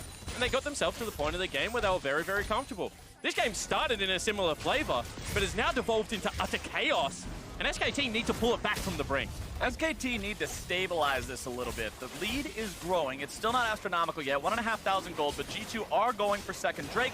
It's just an ocean. Laning phase is already over. SKT deems that not worth contesting. And this is kind of where SKT's composition can try to wrestle some control back over big monster objectives. Now, on an open map, I'm still going to give it to G2's comp, because again, this kind of hit and run hunting style is really terrifying to deal with. But hold on. Oh, Caps is going to be deleted there. The Shuriman soldiers coming in to make sure of that. But in Faker, we trust. And he's still in something like an Azir, and with that team fighting prowess of an Azir and a Misfortune, it's still very scary. I actually think Caps thought he was baiting there, because you could see Perkz and Mickey heading up into top Fog of War, thought the Abyssal Voyage, again, was going to be able to swing that in unfair favors, but the amount of damage that came out caught him off guard. Once again, Bullet Time trying to just keep this mid lane turret up. And sure enough, it will. Easy wave clear tool there for the side of SKT to protect that mid lane turret. Remember, they are the only team with a turret here so far. G2 not yet able to claim one of their own. And talking about Faker being the guy that you trust in, being the one that you can always count on to be that dude who will put the team on his back. We heard from him before this tournament started saying he was disappointed with Korea's performance last year. The fact that he didn't get to participate in Worlds, and then Korea has their worst performance ever, you know he's got something to prove. And the unfortunate reality is that Korea is always going to be disappointed with their performance unless they're first. You know, the stakes are just that high for them. So at this moment, I'm also disappointed with SKT's performance at this tournament. You're not first again. Yeah, that's kind of the problem with always being the best. Best becomes the expectation, and the rest just becomes disappointment. But Faker would love to bring his team back to where they want to be, back to that former glory. But G2, this team from Europe, redefining how League of Legends is played, redefining what you should and should not be thinking about for playing. Imagination is one hell of a drug, and G2 are the ones to show SKT exactly how potent that could be. Faker keeping himself alive with the Shurima shot. And you can see once again, Mickey just cheating into Fog of War, trying to join this play, trying to put pressure on the Azir in the side lane. Faker in unfamiliar territory. Instead, they catch out Mata. Mata will get himself away, not too worried about it. Gold dead even here, 18.5 minutes into this game. But it's these situations on this type of map that G2's composition really wants. If you're getting to kind of pull SKT to respond through trying to cut through their own jungle, that's when G2 kind of heads you off at the pass and find you. And Herald's going to be pretty key for this comp because it's so hard to push into the Misfortune. You can see expending bullet time to keep that turret up and available. Well, one way to do it is to take yourself that Herald. Looks like SKT want to fight it. G2 will secure the Herald for themselves. Yanko's making sure to grab the eye before they get out of town. Accelerated Shock Blast, not going to find any health bars there, but SKT now have priority over the mid lane. We'll see if maybe they can push up here, look to take this tier 1 turret. Trying to find some damage now onto Wonder off to the side. Won't be able to land that. Accelerated Shock Blast again, not going to find the mark. Caps going in for a little bit of poke, taking some in return though, and SKT have to back away. You can see the value these teams are placing on the mid lane tier 1s with how this game is playing out. If you can keep it up, you get to take the shortest way around the map for SKT. On the flip side for G2, they don't want to get pushed into their tier 2 and have to try and wrestle control of it. So both teams expending very valuable resources in teleports, in Tahm Kench's ult, to be able to fight over this positioning. But one of these teams does have the Rift Herald, and that's going to be like the key factor here. If you can get a good Rift Herald, if you can break down this turret, again, this is exactly what G2 want. They want more encroaching darkness on SKT's map so they can start very quickly making plays around exhausted vision lines. This comp moves so fast that even if SKT do have wards, it could start a play on the bottom side of the map and be very quickly onto the dark top side of the map. Well, here we go. Shelly summoned up in the mid lane. Tier 1 turret still standing with about 80% HP. Chains of Corruption fired off from Perkz. Make their way onto Mata. He's going to be pulled forward by Wonder, but nothing really else they can do, and the Rift Herald finds very little success. But Caps still gets to be able to push in topside because SKT need to continue to deploy towards that mid lane. Faker can no longer go with him in this side lane. They're going to let it fall. They're going to try and look to contest around the Infernal Drake that's coming up. Wonder trying to grab the pull there onto Faker. We'll move him a little bit forward, but that's not going to be enough. And SKT will strike back. They'll find their third turret of the game. That's the last link in that outer turret chain, now shattered on the side of G2. And you applaud the craftiness of the veterans. This game looked like it was so heavily SKT favored. It started to be brought back, but you can see now SKT not playing G2's games anymore. They've said no, something that, you know, TL struggled to do last game, and trying to get it back on their terms. Yeah, their ability to pump the brakes there and now gain so much access over this jungle. And as long as they can keep this controlled, keep this slower pace, set up the fights that they want to take with the Azir. Because remember, you need to rotate him into areas, make sure that he can get his sand soldiers out, and start outputting a lot of his big DPS. That being said, you've got to be so careful up against a reset champion like Pyke when you're in these corridors, when you're in these spots where somebody in the wrong position could lead to everybody all of a sudden falling down. SKT have priority over the Infernal Drake, and they'll just blast it away in the matter of seconds. It's going to be a nice damage bonus onto them as the game moves forward. Caps now getting himself back to safety as SKT continue to stay together as 5. Khan pulled forward. Caps looking to find some damage. Clid's going to be the one who eats that one. Heal coming out there from Mata. Yanko's going to be in a bad spot. Goes Golden into the stopwatch. Perk's going to be taking some damage from Faker. It's a 1-for-0 for SKT. They're able to grab the kill onto the G2 jungler, but won't look for anything else. So well done there from SKT. It felt like that they had been pushed off of their own mid lane tower, but Faker especially able to get around that corner and apply pressure to Perks so that there was no follow-up damage when G2 decided to dive too deep. Man, that was just great offensive play from Faker because it looked like the collapse was going to be there, and he put himself ahead of 3 G2 members. Look at them being corralled back towards this choke point where Jankos is. Remember, so much mobility to be able to join the fight. Jankos goes in, immediate stopwatch keeps him safe, and then Faker zones away the entirety of the G2 backup. Very nicely done from Faker and Mata there. And that's so much of what these team fights can come down to. Just these small things that aren't even part of the main fight, right? Yanko's death, that was the main thing the cam was on during that entire scene. But if Faker's not right there, if Faker's not using his flash to reposition and get out of the way of the counterattack, things could go very, very differently. And that's what you expect from SKT. That's what you expect from a team that has the reputation of being the most successful of all time. Now, while all of that did happen, the mid lane tower did go down. Perks expended his TP for that. And again, this is now the map position that they want. So there's these windows before Faker can really take over this game on the Azir, because that Azir damage, that's only going to get worse from here. He's not even really powerful at this point in the game. Right. So G2, use your window. Clid's going to find himself face-to-face with Caps here. Only takes a little bit of damage and still gets himself away. They're going for it. Wonder's moving in. It's the Abyssal Voyage collapse. Faker's able to find that Emperor's Divide, keeping himself alive, but only for a moment. Perk's grabbing the kill, and it's worth twice the money just because Wonder was there to mark the spot with the X. Now he's looking to make it too. Clid trying to skritter himself away here, but I don't think that Spider's going to be alive too much longer. Repel, but there's nothing to come down to except your own death. Caps makes sure he gets the money on that one, and G2 find 2. And the support members of G2 able to keep the main squad of SKT away. That means 2 people dead. Look for Baron. But now Mata, he's going to be dead too. Rooted up, beaten down, a little bit more damage to take him out. Running away pretty fast. Surely he doesn't get away from this. Okay, Caps finishes that one off, and that means G2 is over onto the Baron. They know that they don't need everyone there. You've got a Varus that has Rage Blade plus Blade of the Ruined King. Caps and Wonder can move back over towards the mid lane to make sure you don't lose the tier 2 for free in the meantime. However, Wonder's going to be introduced to Hammer Time. Khan makes sure of that one as he'll continue auto-attacking the mid lane tier 2 here. Teddy clearing out the wave, trying to make sure that nothing interrupts him from taking this tier 2. However, the Baron is finished off quickly enough that now he has to retreat. Cap's still looking to maybe make a kill happen. Nope. Poofs right back away. I mean, frankly, it's table scraps there for SKT. The fact that they managed to get a kill and siege onto that mid lane tower. I'll hold it, though. Mickey, maybe something more? Mickey in some trouble. That's at least going to buy SKT some time. It's going to stop G2 from grouping up and using this Baron as effectively as they'd like. Table scraps and a frog there, but ultimately still a main takeaway for G2, having access to that Baron. And again, a composition that can very easily apply the Baron buff in every single lane. And this starts with Faker being in the longest lane possible. He doesn't have teleport, he can't go bottom split there. But the problem is that Khan doesn't either, so whilst they're playing him in the shorter lane, no real way to catch up to the mobility of this team. Tom can, you know, having a look at the Pyke, the ability to just get around terrain so quickly, You generate 2 picks, you turn the map into darkness, they have to start phase checking, and it just creates errors. We've still got ourselves a really close game right now. Despite the fact that G2 have the Baron, the gold lead is still only about 1,500. We'll see if they can make that a much bigger deal with this Baron power play. They've still got 2 minutes left on the buff, and Faker just had to go back to base. Yeah, and it's also no access to Teddy's cooldown there. He doesn't have the bullet time, which means that finally G2 can approach a tower. They pushed out Azir, Teddy doesn't have bullet time, and it's theirs. Well, G2's not just approaching a tower, they're now knocking on the door to the base itself. Inhibitor turret under siege. Teddy gonna be taking a lot of damage, keeping himself alive with the heal. SKT counterattacking, gonna be taking Jankos very low there. Perk's gonna be getting hit by soldier after soldier. Wonder's still hanging out in this brush off to the side.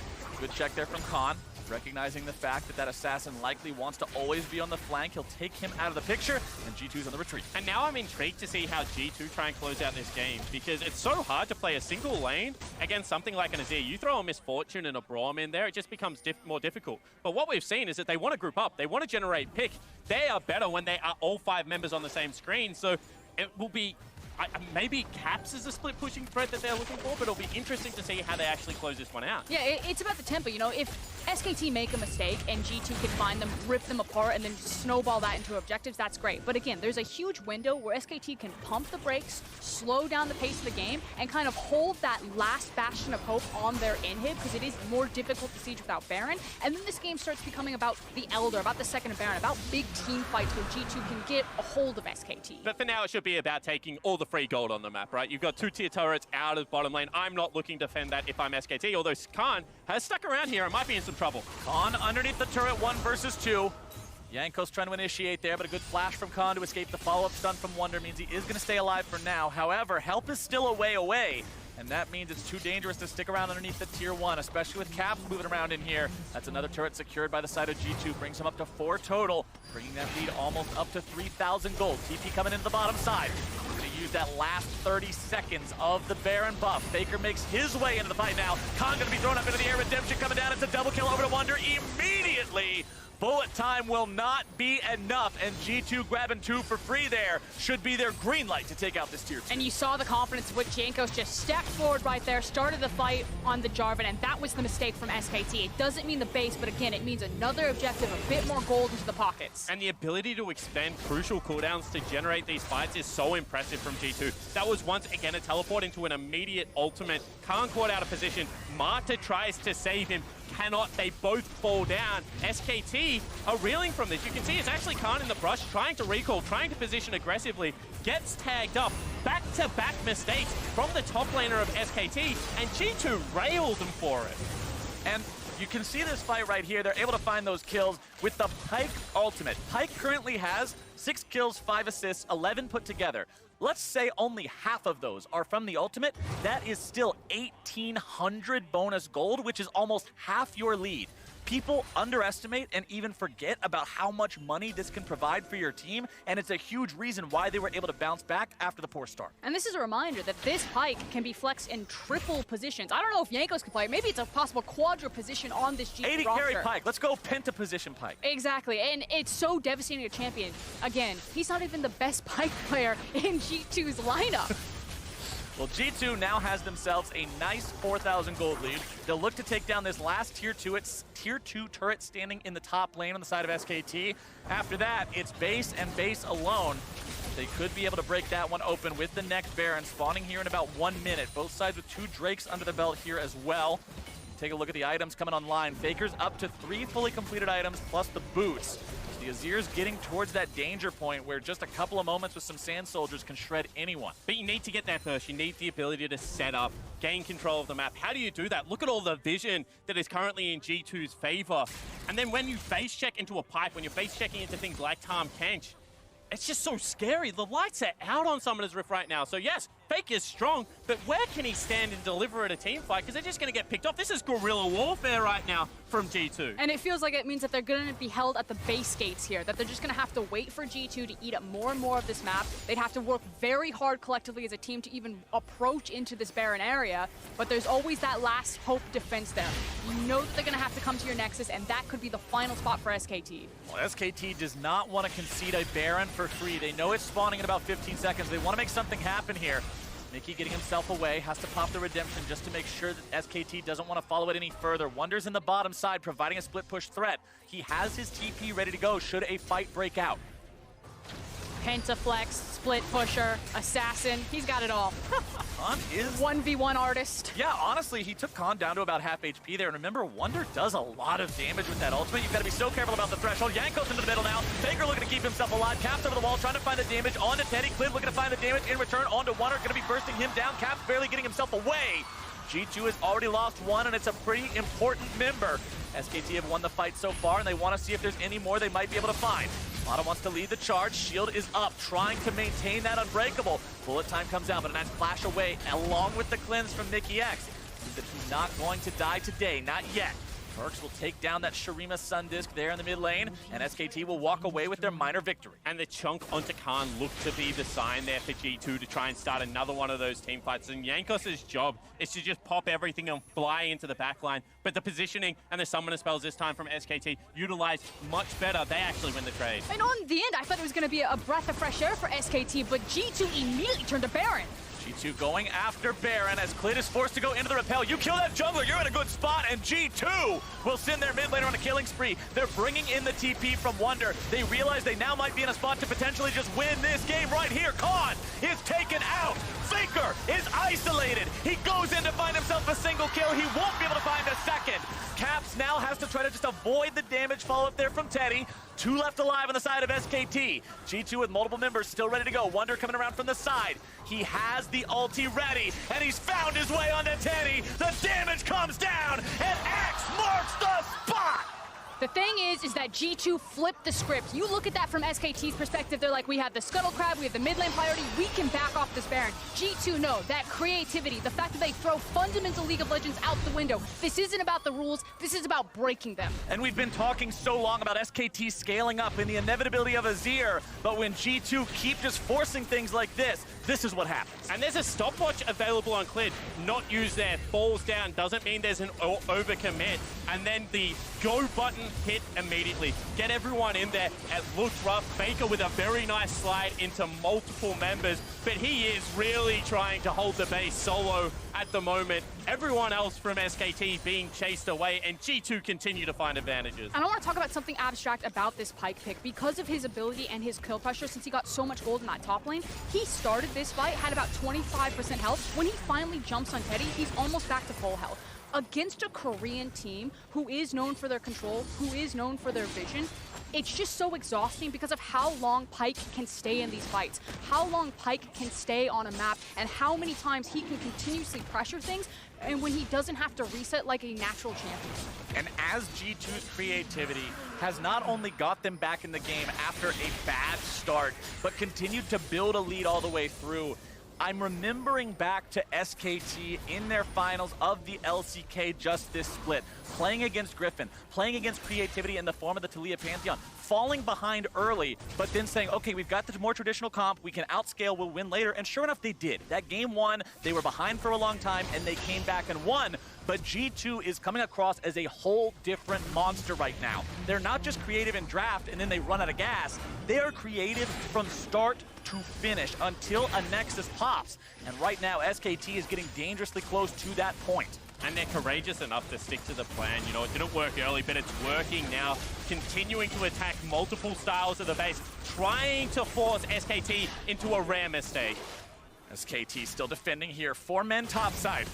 Tier 3 turret there, down to about 1/3. Tier 3 turret in the mid lane, destroyed by Jankos and Caps put together. Bottom side still under siege by Wonder. Faker is down to 1/3 HP from his fight against Wonder, and now he has to heal up. SKT lose their mid lane inhib. The other inhibitors will soon be under siege, and SKT is forced into an impossible choice. When, where, how do you fight? If you don't, G2 will simply win the game. Khan nearly killed instantly by Caps, already back into the spawn platform. Not even a chance to participate in the battle. 2 inhibs down. Third one is now the target for the side of G2. Caps maintaining pressure and Baron buffs on the other end of the base, making sure SKT can never focus their thoughts on one single place for too long. G2 still looking for more. Wonder in that Phantom dive, trying to find something. Khan's gonna be taken down! Caps goes unstoppable, and G2 is surely looking for the win right now. Inhibitor number 3 under siege. Mana trying to get himself away. Glacial Fissure to stay alive, but the damage still comes through. Clip finally popping the stopwatch, but it's all too little, all too late, and G2 are on to the Nexus turrets. Those are down. Faker makes his stand, but he'll be buried beneath the X. G2 will repeat the success of the first round robin and take down SKT. This tournament was supposed to be the return to glory of the LCK lineup. SKT coming in to defend it, but in back-to-back games now, the European hopes have drafted creatively and destroyed SK Telecom. It's not a best of 5. It is just 2 best of 1s, but it is a very dominant showing for G2. They are clearly the second best team at this tournament, and now the question should be asked, is a best of 5 enough for Korea to get them over this squad if that's what it turns out to be? Because this G2 just took down Olympus. And we saw for so many years during the Korean golden age of League of Legends when SKT was it. When they went to a tournament and the question was always, okay, we know who got first, who's fighting for second? That's what we're really looking at. Everybody always copied them. It was always, oh, everyone else is just trying to beat the Koreans at Korean League of Legends.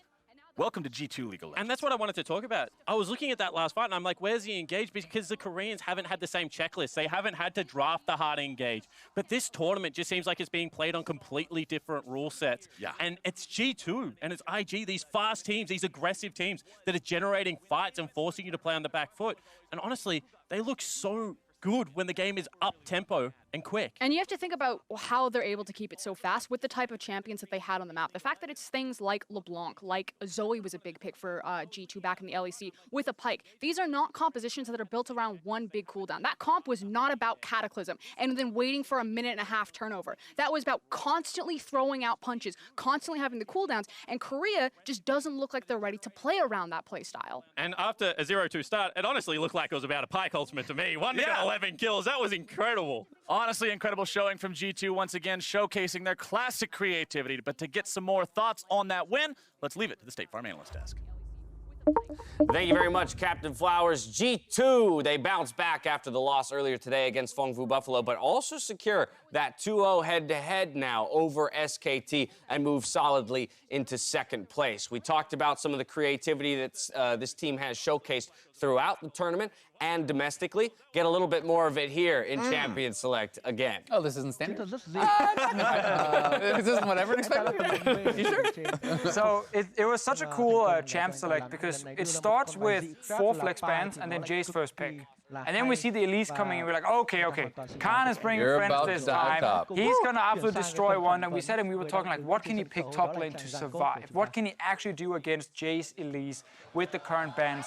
And he comes up with this surprise pick, obviously, in the Pyke. We can talk a lot about in the game as well, but I think just overall the way the draft went, it was like Varus, Tom Kench, so you have a winning bot lane for G2. Then the MF came in to me purely as an answer to the lane to say we need to just go even, because we're playing top side with Jason and Elise. Something needs to survive down there. Right, so in a lot of ways, SKT's early game plan is telegraphed here with that strong early jungler in Elise and the Jason in the top lane. So let's look and take a look rather and see how they supported that early strategy with their in-game play.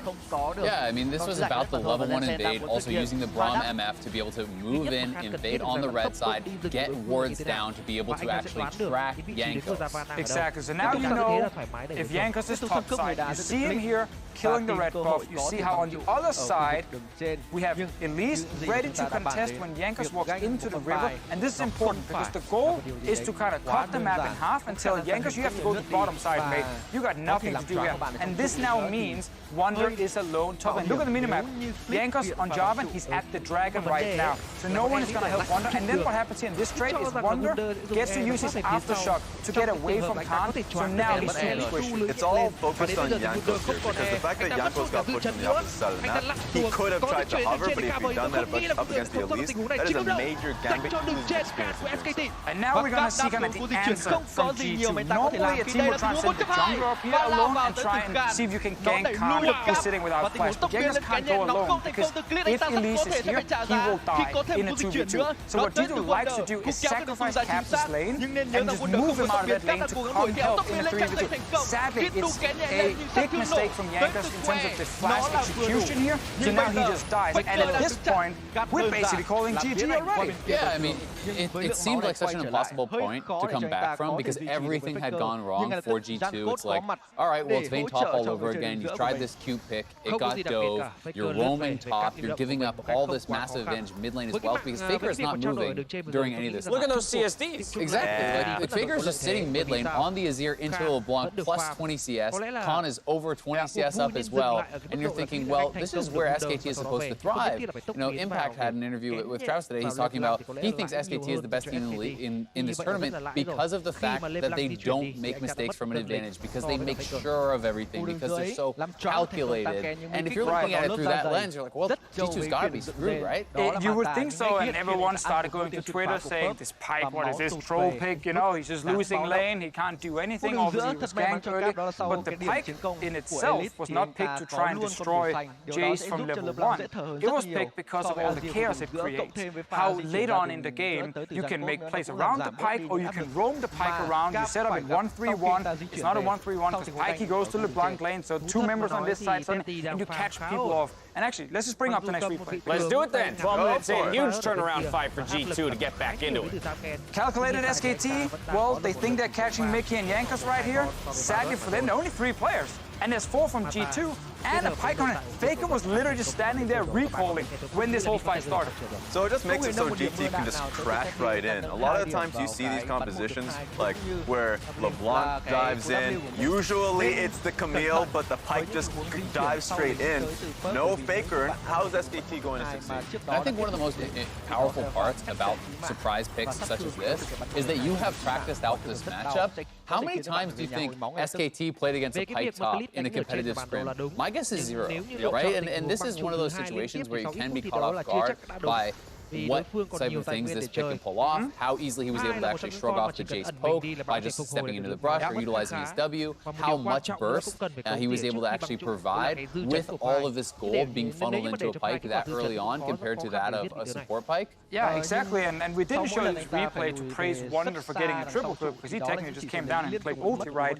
It was SKT who started the fight when there were only 3 players and got punished, but it's because this is what now unlocks the conversation from G2. This is what now allows Pyke to get out of this lane where he's getting bullied. He has a couple of kills, and now the chaos just continues. All game long, they're flying around, catching people left and right. And my biggest worry for G2 from that point forward was like, how are they going to be able to open the map? And I think Caps actually played that one out well in terms of going towards the top side of the map, opening up the top lane turret, and then it made it so at every point, if SKT wanted to try and answer it, send Khan to the side lane, guess who's going to follow? Suddenly, you're dealing with both the LeBlanc and the Pyke at all times. I'm going to let you jump in just a moment, Azale. I just wanted to let viewers at home know that we'll get some insight from Wonder himself on that Pyke pick in just a few minutes. But returning to the conversation around how, from that 12-minute mark where, yes, they get a turnaround fight, ultimately G2 still had to close it out for victory. Yeah, they definitely did. And I do want to throw a little bit of criticism Khan's way, because I do think that he played this out a little bit disrespectfully. There was a number of times, you know, even after that initial turnaround fight, where he is then pushing without vision, he is not respecting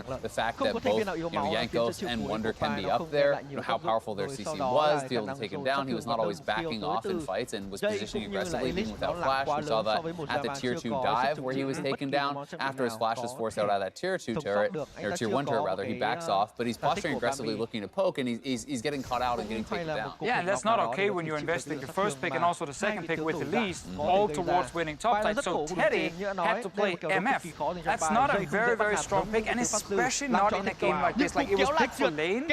He has to then walk into a team fight where you're getting 3 assassins from different angles and a Jarvan flying in your face.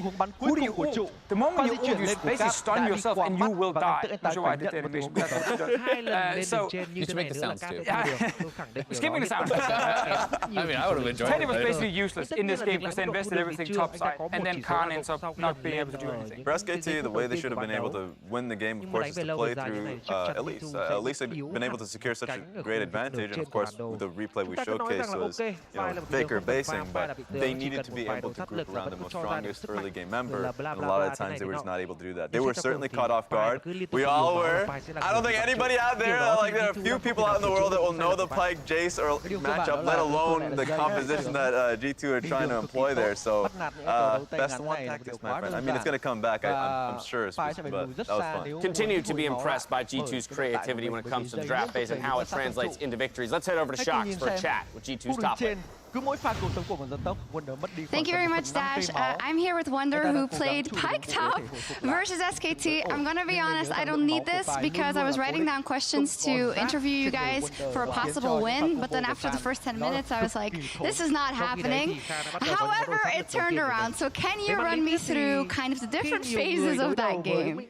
Well, I mean, to be fair, we had more success when we played Pyke top in scrims than what this game showed. It was really rough early on. I thought I was fine, but then I got dove by Elise Jace, which in hindsight I should probably have known what happened. But I mean, even though you fall a bit behind on Pyke, it's like a support champ, so you can be useful with your ult, still executes people, still does a lot of damage, so yeah, we still had our heads in the game, not unlike, I guess, the Buffalo game, but we had our heads in the game this one, and we believe that we could still win. Yeah, you seem quite happy about it. I have heard that this was something, as you said, you scrimmed with, and that you have been wanting to try for a long time. So why specifically in this matchup and against this composition in this composition? I mean, I just believe that you can't really get punished as much when you play into Jace.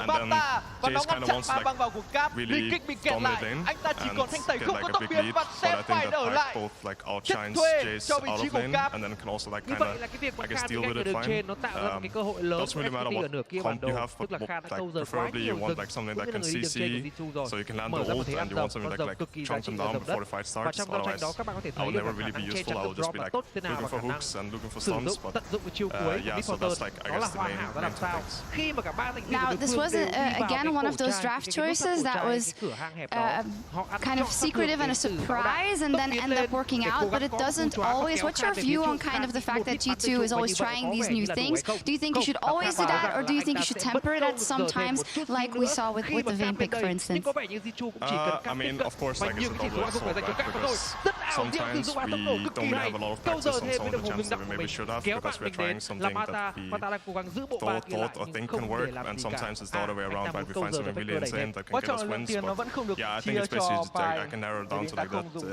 It can be a bad thing, but we're trying to make it a good thing most of the time.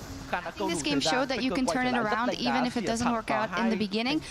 Finally, now that the first round robin is over, now you've already even beaten SKT twice. We've seen some ups and downs, I would say, from G2 Esports. What do you think you have to focus on going forward? Well, I think we just need to know our priorities when it comes to draft. I mean, that's like a really, it's a really basic thing to say, right? Like, we just need to know what's actually good. But I believe that we have been caught off guard by some of the teams that we haven't actually practiced against on stage. So, yeah, I mean, that, and also we need to stay more composed when things aren't going our way, and like, try to actually climb back into the game, which we didn't do today. So, yeah, mainly those. After the final, you tweeted, I got my first trophy, what do I do now? I mean, beating SKT with Pyke top, is that hitting the spot? Yeah, I mean, the first game I played beat SKT with like 50 CS lead in lane or something like that, and now I beat them with Pyke. Although they don't look as dominant this tournament, so it's not like the greatest achievement as maybe it would have been when they were like on top. But yeah, I mean, it's definitely like a big feat, I guess. And I mean, now we just have to beat IG, right, which haven't really paid off in the past. Looking forward to that. I think you can be really proud, nevertheless, of beating SKT twice. Thank you very much, Wonder, with Pyke top, styling on them. It was crazy. We're going to take a quick break, but when we come back, it is the last game of the day. IG versus Phong Buffalo. Don't go anywhere.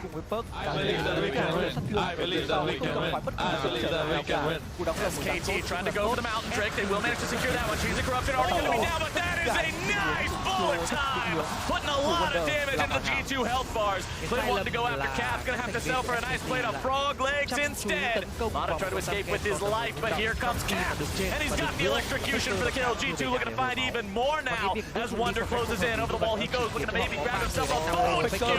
999, that's some damage on the enemy jungler. Make it 2. Baker makes his way into the fight now. Khan gonna be thrown up into the air. Redemption coming down. It's a double kill over to Wonder immediately. They realize they now might be in a spot to potentially just win this game right here. Khan is taken out.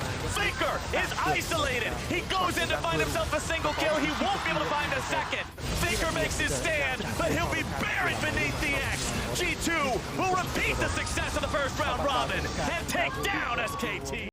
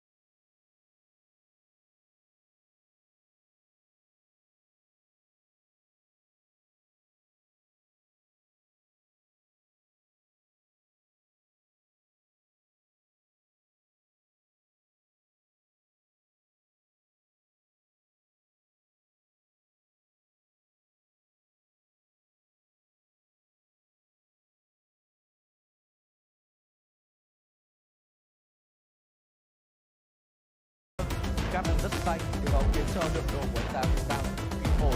Hoàn thành xong được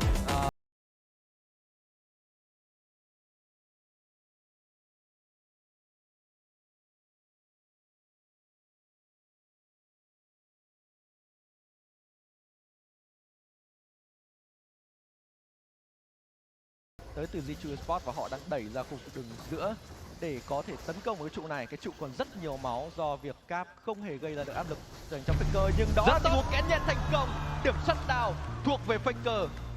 Lúc này thì Cap chưa hề có giày thủy ngân, anh ta không thể đủ tiền để lên giày 2 quá sớm được. Và welcome back to the final game of the day. Invictus Gaming versus Phong Vu Buffalo. The hometown favorites secured their first win in groups earlier today up against G2, one of the top teams in the tournament, and have their eyes set on the undefeated LPL champions. And let's remember, cast our mind back to the first time these teams faced. Phong Vu Buffalo also made a good run against IG for let's say 15 minutes. Cut the tape after that, but for the first 15 minutes looked solid. Yeah, they took down 2 Nexus turrets as well in that game, had opened up the base, and a couple of overreaches secured the victory for IG. But that was with a different jungler. Now going back to the main starter in Meliodas, had a terrific performance in the game versus G2, looking to continue that momentum into this champion select. Yeah, and for me, Meliodas is such a big part of this team's success. You know, I like that Zuhao came in, he had a couple of good looks from him, but for me, it's all about Meliodas. He's the superstar we talk about when we talk about Phong Vu Buffaloes and how he teams up with the likes of Palette to create so many playmaking opportunities across this map.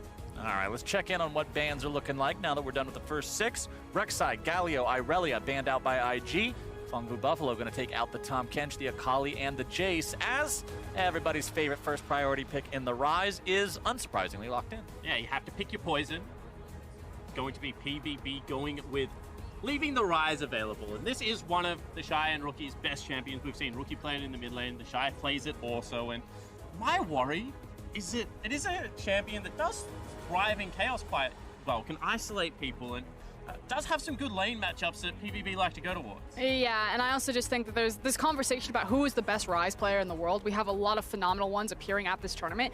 My money is leaning towards the likes of Rookie. I think that him on this champion is just absolutely devastating. But you already talked about all of those matchups, the scaling potential of Rise, his fight potential, and the creativity that he can unlock with things that we saw the last time IG were on the Rift, that crazy realm warp directly onto a Baron. Well, if we're talking about popular picks, we can look across the board and see two more of them in the Sylas and Jarvan locked in for the side of Phong Bu.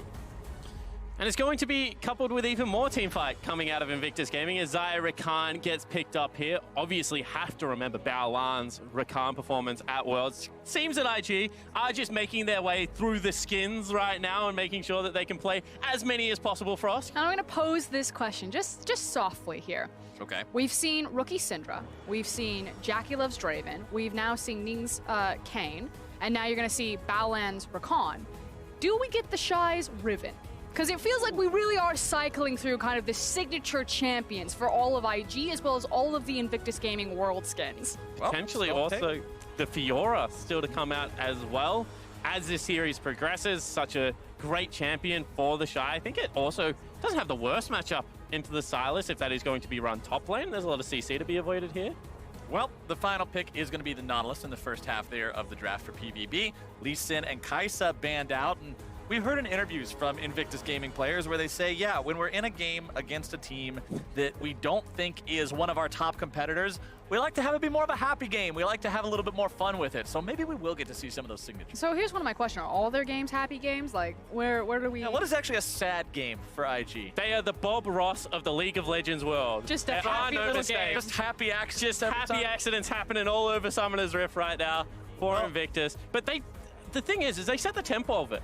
They dictate the terms, so it's not like they can be upset. They created this mess. Like, I was there when they decided to start doing all these shenanigans at Worlds, as were you guys. Like, this is their meta. They've really defined how you play around their solo laners and the pace at which you play the game. They have no one to blame but themselves. Well, if we're talking about making sure things are exciting and fast and quick-paced, I think Lucian's a perfect AD carry to pick for that. Phong Buffalo going to make sure they can go aggressive there in the bottom lane, especially if that one's going to be paired with the Nautilus.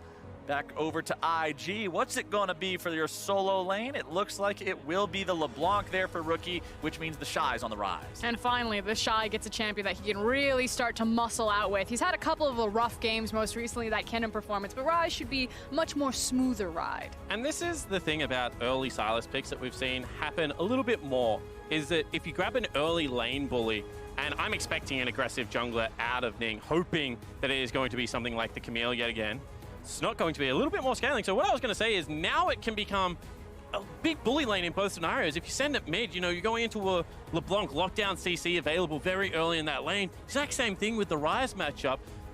This is a champion in Sylas that needs to push to gain priority and then gain access to roaming around Summoner's Rift and gain those ultimates. I think if Ning had been playing something like his Camille, this would have been a very dangerous game for Zeros. Yeah, I have a lot of questions about Hecarim jungle. I feel like we haven't really seen it work. Now, Xmithy has been one of the main pilots for this champion. Ning coming in, my issues is that there's just not a lot of gold in the jungle to really make Hecarim feel as powerful as he does when he's up into that top lane. Well, we've seen Ning play before, and he doesn't always have to find his gold in the jungle. He finds it in lanes, in enemy players, in enemy structures, all sorts of sources of money in this game when you're playing on the side of Invictus Gaming, who, remember, are currently your only undefeated team still remaining in MSI. Or if worse comes to worse, just let the Shy get camped again, then farm his lane while he's in the Death Chamber, coming off a 0-7 performance. The solo see whether classic. we can go for that. Solo queue classic, but I do like the comp that Phong have put together because I think, you know, we keep talking about this scrappy, high-tempo playstyle. Well, they've just gone 5v5 team fights, and there's some great ultimates to take off the Invictus Gaming lining for Zeros if they come through this laning phase relatively even, they have the tools to be able to, you know, brawl and go toe-to-toe with IG again. I mean, frankly, I look at this game, I look at Invictus Gaming, I look at PVB, and I'm like, this is a roller coaster. We're buckled in, we're going down the drop whether you like it or not. Just hang on for the ride, because these are two of the most bloodiest regions that we have at MSI. This is your reward for staying up to watch all the games so far. Ladies and gentlemen watching from home, you are tall enough to ride this ride, and hopefully we are going to have just as fun of a time we did the first time around. It was 50 kills in 34 minutes the first time these two teams met. An absolute bloodbath. It ended IG favored in kills, but just barely 28-22. The final score after the Buffaloes just came out the gate charging, and I can't wait to see what it looks like here in round 2.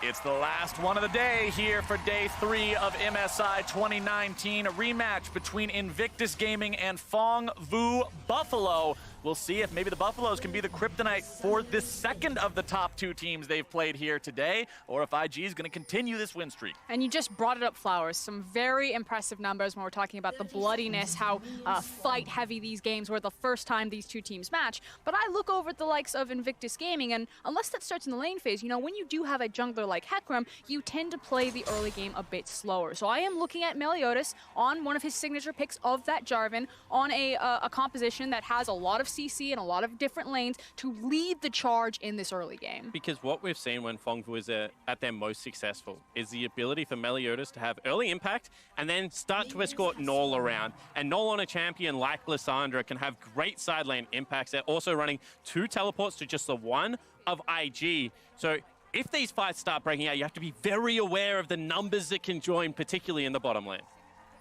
And you know, as we're waiting for the minions to collide here into the lanes, I do want to bring up something interesting about the last 2 times these teams played against each other, because we were talking about Bob Ross right before this game started, and Bob Ross likes to pick landscapes, mountain ranges, we see a lot of, and gold graphs throughout MSI 2019 have looked very similar to red or blue mountain ranges, as it just starts off and continually trends in one direction as one team gets a lead and holds tight.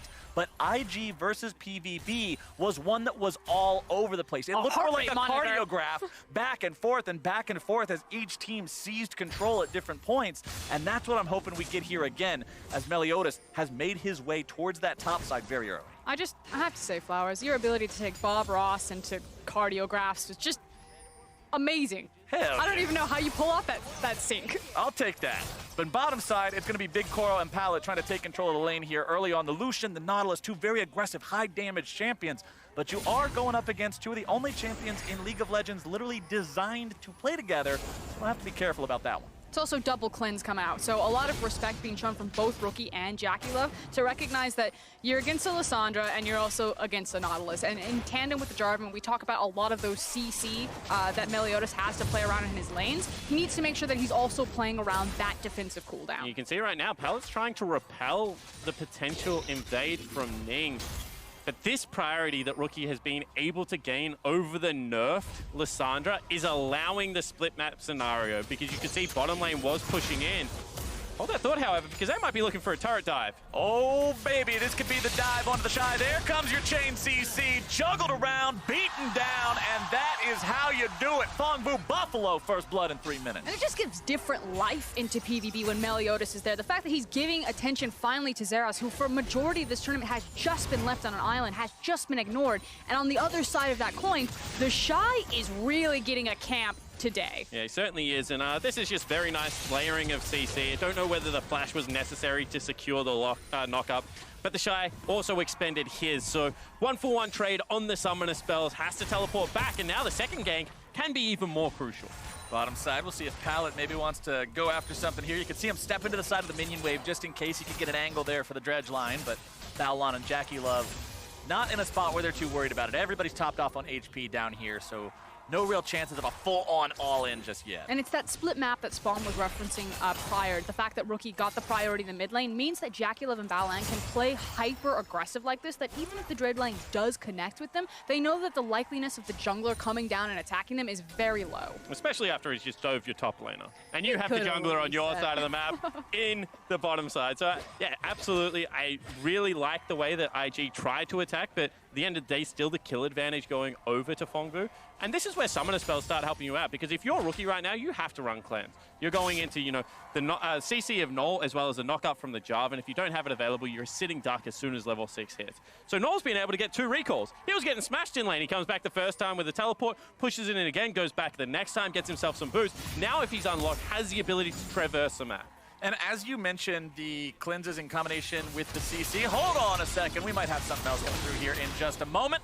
The Shy trying to get himself away from this one. Will not die a second time. Return some damage onto Meliodas there, but Fongbu Buffalo is not willing to give the Shy a breather. Yeah, didn't have the flash that time around to make sure that he hit the CC, so they don't find the flag and drag, which means that the Shy just walks that one off, but it feels like Meliodas is not going to leave.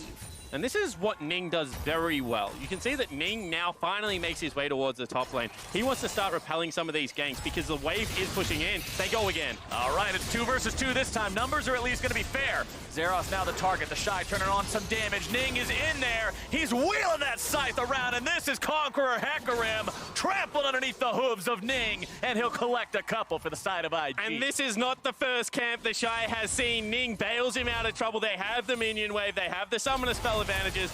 Once PVB commit, they just go all in. And again, this is a champion that is very gold hungry in the Hecarim. I'll hold it bot lane. Oh, it's a 2 versus 2 between Jackie and Big Koro. Who's going to be taken down first? Pallet very low here now as well. Baolan, the only member with plenty of HP remaining. Yeah, the gentleman's agreement was off. We knew where all the junglers were. We knew that there was going to be no gank, so they're going to test their luck, see how the trade was going to go. But kind of back to Ning. Gold hungry jungler. Now look at him. He's springboarded ahead. He's feeling very happy on that Hecarim.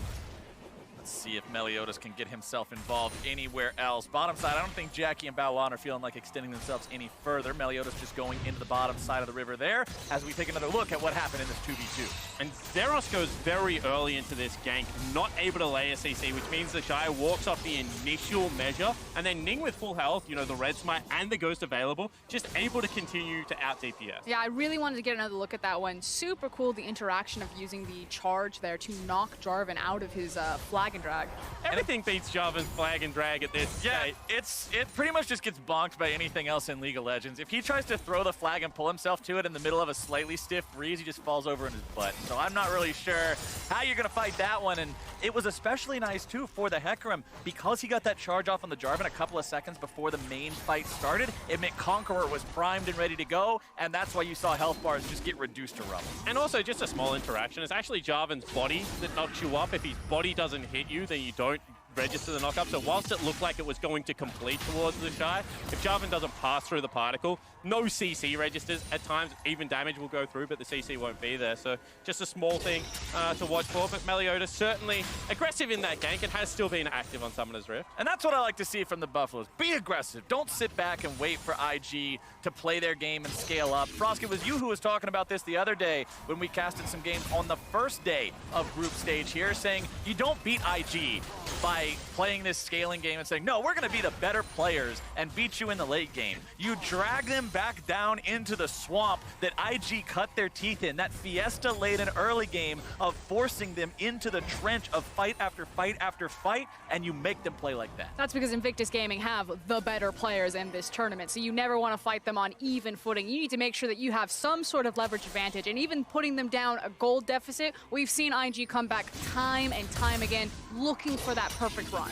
And talking about gold deficits, I think, is a good point whenever PVB is in the game, because this is a team starting from their best of 5 against Liquid in the play-in stage, has gone up in gold against so many of their opponents early on, but it wasn't until earlier today against G2 that they built this massive 16,000 gold lead that there was no way they were going to lose. They've often lost control in the mid game, and that's where this team really needs to focus up. And one of the big advantages they carried into that game was how well Meliodas and Pallet had played together, and then the success of Big Koro. Then Zeros started to get involved as the game progressed on something like the Akali. Ning popped his sweeper as he was walking over this ward right at the edge of the vision of the turret here. You can see a couple of pings coming out from the side of PVB on that. They're saying, okay, there was a ward back there. We're not going to go back and kill it, but he knows you're here, and that means Ning goes back. Because once again, Ning's only trying to allow the Shy to push in. One of the things is if you can't get a wave into the turret, as we saw Zeros struggling to do before, you start to lose CS. So ensuring that the wave crashes is going to push back in Ning's favor. However, Pallet and Balan make eye contact. Because there could be a fight down here, Meliodas is making sure he's as close as he can be to the bottom lane while still trying to clear out this Ocean Drake. Remember, Ocean's more valuable the earlier on into laning phase you can get it. Helps out a lot with that sustain. Meliodas still trying to clear this one down. Things in the bottom side, but he takes the blast cone over the wall the other way, and Meliodas will secure that to the side of Phong. And it feels like a very tense situation because you look across the board and everyone has their key ultimates. They're all level 6. But the thing that I want to point out is the teleport. One is being used by Zeros top lane right now, but Null still has his. Here we go. There's your initiation coming out from Balon as Ning comes in and just runs over Big Koro. They're looking to make it even another one instead. It'll be a 1-for-1 as Pallet makes sure he seals Ning's fate. And Pallet, you absolute god, able to turn that one back. So PVB at least get the return kill, but it was a great gank. You know, the buffering of the Hecarim ultimate, unstoppable in that leads to such an early kill. The setup is nice. They're contesting awards. You can see that Phong want to posture, double knock-up. And this is what I was talking about, buffering there. However, because he just continues so far forward, the ultimate doesn't actually catch up. The Shy has just killed Zeros. And wait, he's got all his health. That's not a fight, that's a beatdown. He just found him and just started hitting on him. Okay, well, we're gonna see how that one happened, but that wasn't close at all. I can tell you that just by looking at the health bars afterwards. Mid lane Meliodas coming in. LeBlanc's not exactly an easy champion to gank, so that's not gonna do anything. But yeah, I really want to take another look at what happened there top side as Ning and Rookie look for Meliodas. It's just IG things. You learn to accept it. And just go with it, huh? All right, we're just gonna roll with it. The Shy is being the Shy, as we would expect to see. All right, here we go. Okay, so he runs at him, starts hitting him, has the ultimate kidnapped there, but will actually be taken out of it. Well, that was about what we expected it to be, as Rookie's now going to be in some trouble here in the mid lane, trying to get himself away. Big Koro coming in with the calling. Finds himself the first kill. Let's see if he can make it two. I don't think so. Balan is able to get himself out of that one. He's still heading for the hills. Zeros over the wall. Not going to find the chains, but he will find the damage, at least for now, but it's not quite enough. Goes for the flash, but the Rune Prison is down, and Zeros will not get his man. Frustration from the top laner of Phong, and you can see the Shy still staunching him away from the lane. That means that Balan will live. But in saying that, Rift Herald's still going to go across to the Buffalo. Yeah, this is a creative look from the PVB. They know that they can slam into that bot lane. Not only did they just die, but again, like Spawn was talking about, they're trying to cheat some of the tempo, some of the advantage back for themselves. Look at the CS discrepancy between Xayah and Lucian right now. It is not going well, but instead of running back bottom and just continue to get beaten on, they immediately pull the trigger on the numbers advantage to grab the Herald. Very nice swap into the bottom lane from Null as well. Looked like Jackie Love was going to be able to take the turret outright. That meant that the reset would have been very quickly. Take another look at this fight in the mid lane. This is Null finally getting Rookie tied up. Rookie not wanting to burn crucial summoner spells. Gets caught in all of the CC and eventually will fall down. Good flash away there from Balan to make sure he doesn't die. And here you can see Zeros just come oh so close. The fact that Balan's able to just weasel his way out of this one on a sliver of health, and as Spawn was talking about, the frustration from Zeros to burn his flash trying to find something, I feel like that's probably going to be punished pretty soon. Yeah, I think that might be the case, especially given how strong the Shy currently is in the mid lane. We keep talking about the advantages, the skill checks, you know, up 20 CS, was able to push in that lane. It looked rough to begin with. But IG just continue to check you at every stage of the game and accrue these advantages. Pallet will clear out the control ward here as he stares down Balan and says, what are you going to do about it? Pallet knows he has backup nearby, so even if there was somebody coming there from IG, they would be ready for the fight, which continues clearing out CS here in the mid lane as Zeros just hovers. He's like, all right, I'm getting the crap beat out of me in the top lane. I have to go somewhere else. Let's just hover my Lissandra, see if there's something to do. Fortunately, not gonna be the case. It doesn't look good anywhere for PVB except for Null, which is what I want. I need them to unlock Null from this lane, get him away from Rookie, and with this team. Zeros behind enemy line. Zeros coming in for the flank here. Let's see if they can find the lockdown they need. Shy gonna be taken low, but not taken down just yet. Culling coming out. Rookie looking to get himself away. He will be taken down. That's one for the side of Fongbu Buffalo. Seeing if maybe they can find something else off of this one. Turret plating is still up, only for another 20 seconds. Rift Herald's going to be summoned. That is perfect timing for Shelly. She will charge into this turret just in time to get 320 extra goals worth of plates. Give me the fine China on that one, as IG is now in some trouble. There comes your Cataclysm. Melioda's going to be tanking up the turret on that one. One more shot should take him down. Big Koro keeping him alive with the heal, as Shelly will continue putting the auto attacks into the tier 1 turret, looking to take that one out, and Fongbu Buffalo will tie up that objective count. They'll also grab themselves a free kill on the Shy and get another Rift Herald charge into the mid lane. Meanwhile, top lane, JackeyLove has not moved. He takes the turret completely down, but that was so many resources expended. It looked like IG should have backed away, but the stubbornness persists, and they're not able to get away. It just feels like PVB like waved the white flag. Like, we are done with the lane phase. We are going directly to 5v5. And again, I love these looks that they're giving us in this early game of just trying to push the pace of this game. Make sure that they are constantly fighting with the numbers advantage. And not going to see the resulting turret dive. I was going to say, so that initial kill is fine because they commit so many people to come up to that blue buff and try and challenge. You get away with only one death, not really all that much expended. But then to try and defend the mid lane turret, whilst Rift Herald is being channeled, whilst your your AD carry is not moving from top lane, does seem to be this, kill-hungry IG, not fighting on the right foot that we've seen, and this is why teams are able to generate a lead against them. And despite the fact that Fongbu was able to find that success there, IG is striking back now. Zeros once again in some trouble. There comes Ning. Rookie looking to make sure he gets some money for it there too. IG still has themselves a 2,500 gold lead because of the massive plate difference you can see on your screen right now, as well as the farm leads in the top lane, in the jungle, and especially bottom side where Jackie's up 30 over Big Koro. But the question is always going to be, how much is this Invictus Gaming having a happy game or playing with their food? Or are there legitimate holes in their early game that you can contest and abuse? It feels like rule number one, if you start a fight, Invictus Gaming are also going to fight you. It doesn't matter what any of the circumstances, but because their players are so gifted and so talented, it often works out for them. But I'm just curious, as we move further into this tournament, when does that run out?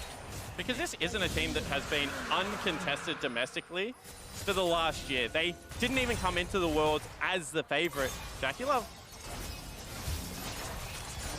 Jackie's getting some damage, but not much else. But no, you're right. Last year, it was all about RNG. That was the team everybody was talking about from the LPL. Could this be the golden year, the year where they win it all? IG had never even won a domestic title until spring of this year. And that's because it looked more refined, more structured. Sure, it was still fast, it was still exciting, but RNG did seem to have that next level of cohesion. IG have always been chaos. It's just now more consistent working chaos. And one of the things that did level up for them was their team fighting. And for me, that's what the LPL Championship really signified for Invictus Gaming. You are never going to win the LPL Cup if you cannot team fight. And ING were able to forge themselves into that fire. But it does feel that now these early games, they're sometimes going sideways. Multiple teams are getting the better of them at 10 minutes. And then they rely on that team fighting that they picked up in spring. I also think the on-riff stability of always running as a hook goes wide with the Shy over bringing in Juke in a lot of their matchup gave this lineup a lot more cohesion. And we're seeing that now displayed on the international stage. And as we're talking about their improvements in playoffs and sort of how that cemented them as this top team, I like to bring up something that Raz mentioned where this was a team that had abysmal vision stats throughout the regular split. They just apparently had the solo queue mentality of what's a ward that doesn't do damage? I need my longsword.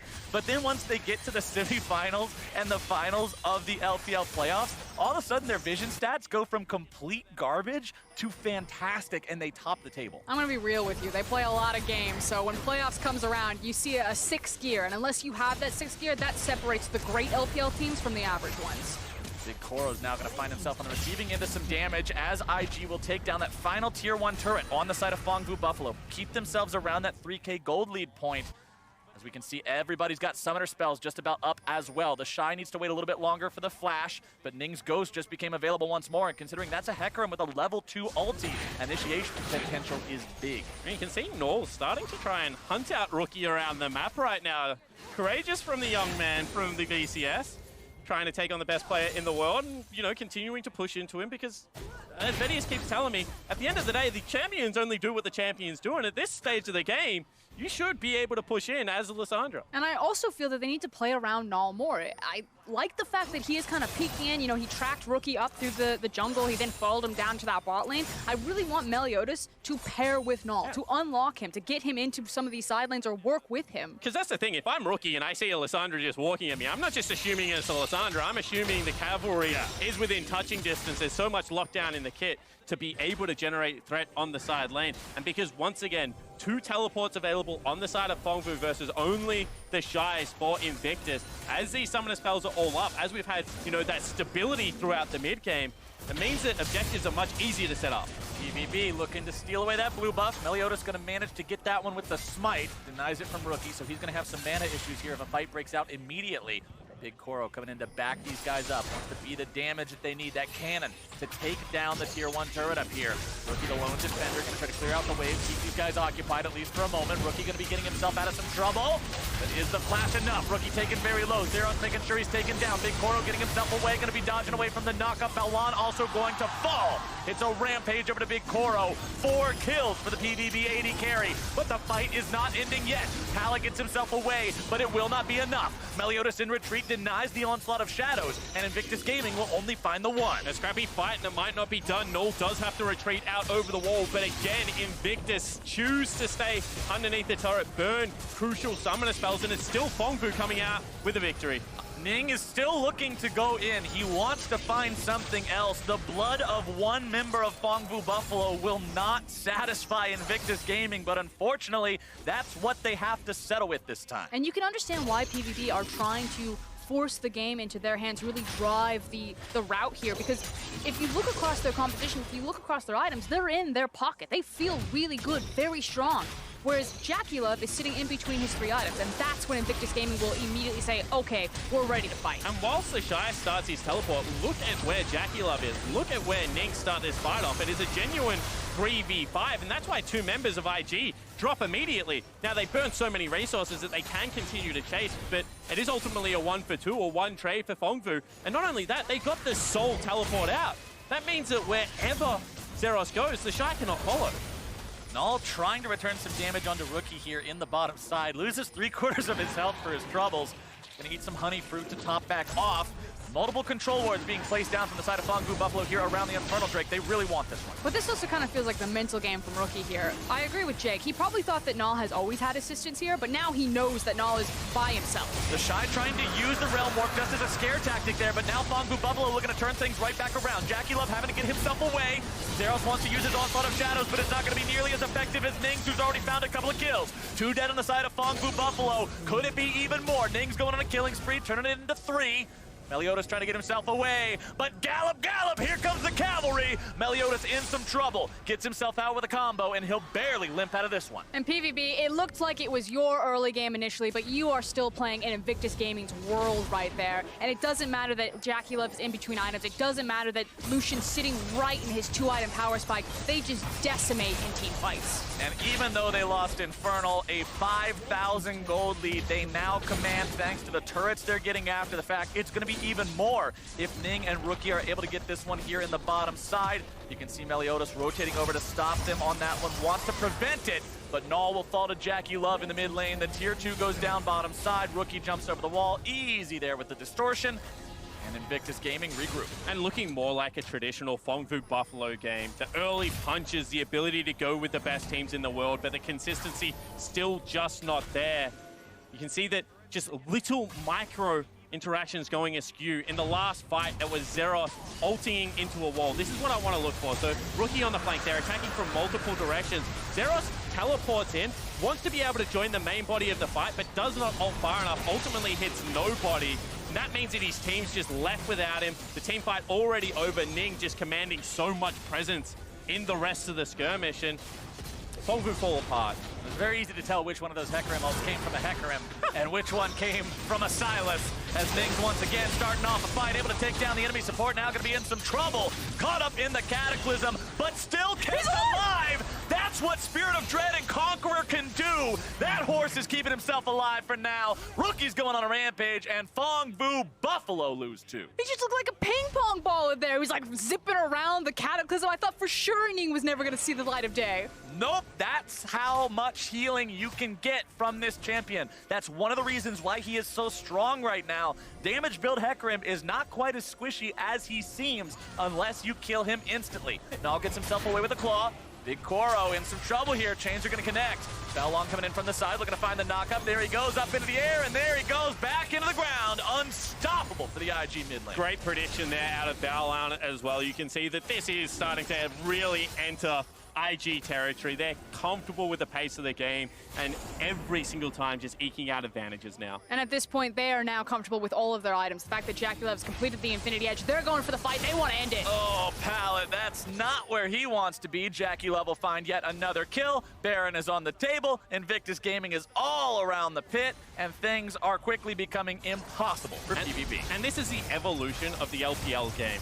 In years previous, this would have been hit the Baron, started as quickly as possible, force them to come with it. This time it's shut out vision, bait it, get the secondary pick, force them away, ensure it is uncontested and close this game out cleanly. Whilst IG aren't showing the full arsenal in their playbook, when they turn it on, still checking off the right boxes. As we take another look at how all of this one started, it is Ning leading the charge classically on the horse. He is a very fed Hecarim, I believe also has some armor to his name, which is partly why he can't be taken down so quickly. And then you called it, Flowers, the fact that he just gets so much back. Conquer is a silly route. It just looks ridiculous to see him sprinting around that circle. Sprinting and rapidly spinning the stick. Every half second or so, it's another spin, another heal. This champion is able to keep himself alive through that, and that means 5-1-5 for the jungler, sitting pretty, up 30 CS over his opponent, taking over this game. His team 10K ahead, and his mid laner on the hunt for the enemy ADC. Damage coming. All right. Sure. You respect it, but you hate to see it happen. Lucian turns around, guns blazing. That's like Indiana Jones. That was exactly Indiana Jones, actually. He tried so hard to make that look stylish, and instead he just got completely taken out. Let's see what Invictus Gaming are going to do now with the man advantage for the next 15 seconds. Looks like they're kicking in the front door to the Phong Vu Buffalo base. Inhibitor number 1. See you later. Inhibitor number 2 will likely come under fire here soon as both side lanes are under pressure. The Shy in a 1 versus 3. He's pretty far ahead, but I don't think he's far enough ahead to do a whole lot here. Gets out with the Realm Warp. He tried. Gave it the good old college try. Not quite where he wanted it to be, but now the backup is here. Ning's coming in trying to finish off Zeros. Won't quite be able to find him though, but Zeros says, no, you tried really hard for that. I'm going to give it over to you. And Ning will not be able to find any more. However, now it's the rest of IG. JackeyLove pulls back the feathers. He's going on a killing spree. Baolon's down to about 100 HP. Meliodas going to be taken down. Baolon will fall, but it means Jackie's going to get yet another. It's an ace over the side of Invictus Gaming thanks to the mid laner. And now they're just pushing down mid. It should just be the game. You can see 2 members of IG still left up and available, but no creeps just yet. 12 seconds on Big Koro. See whether they can end it. I always hate when you have this Baroned up cannon minion and he's the only thing there. You just want to push him. Say, get in there. I need you to tank this. Go take the backdoor protection off, but Big Koro's up. Happen this time. Big Koro coming in.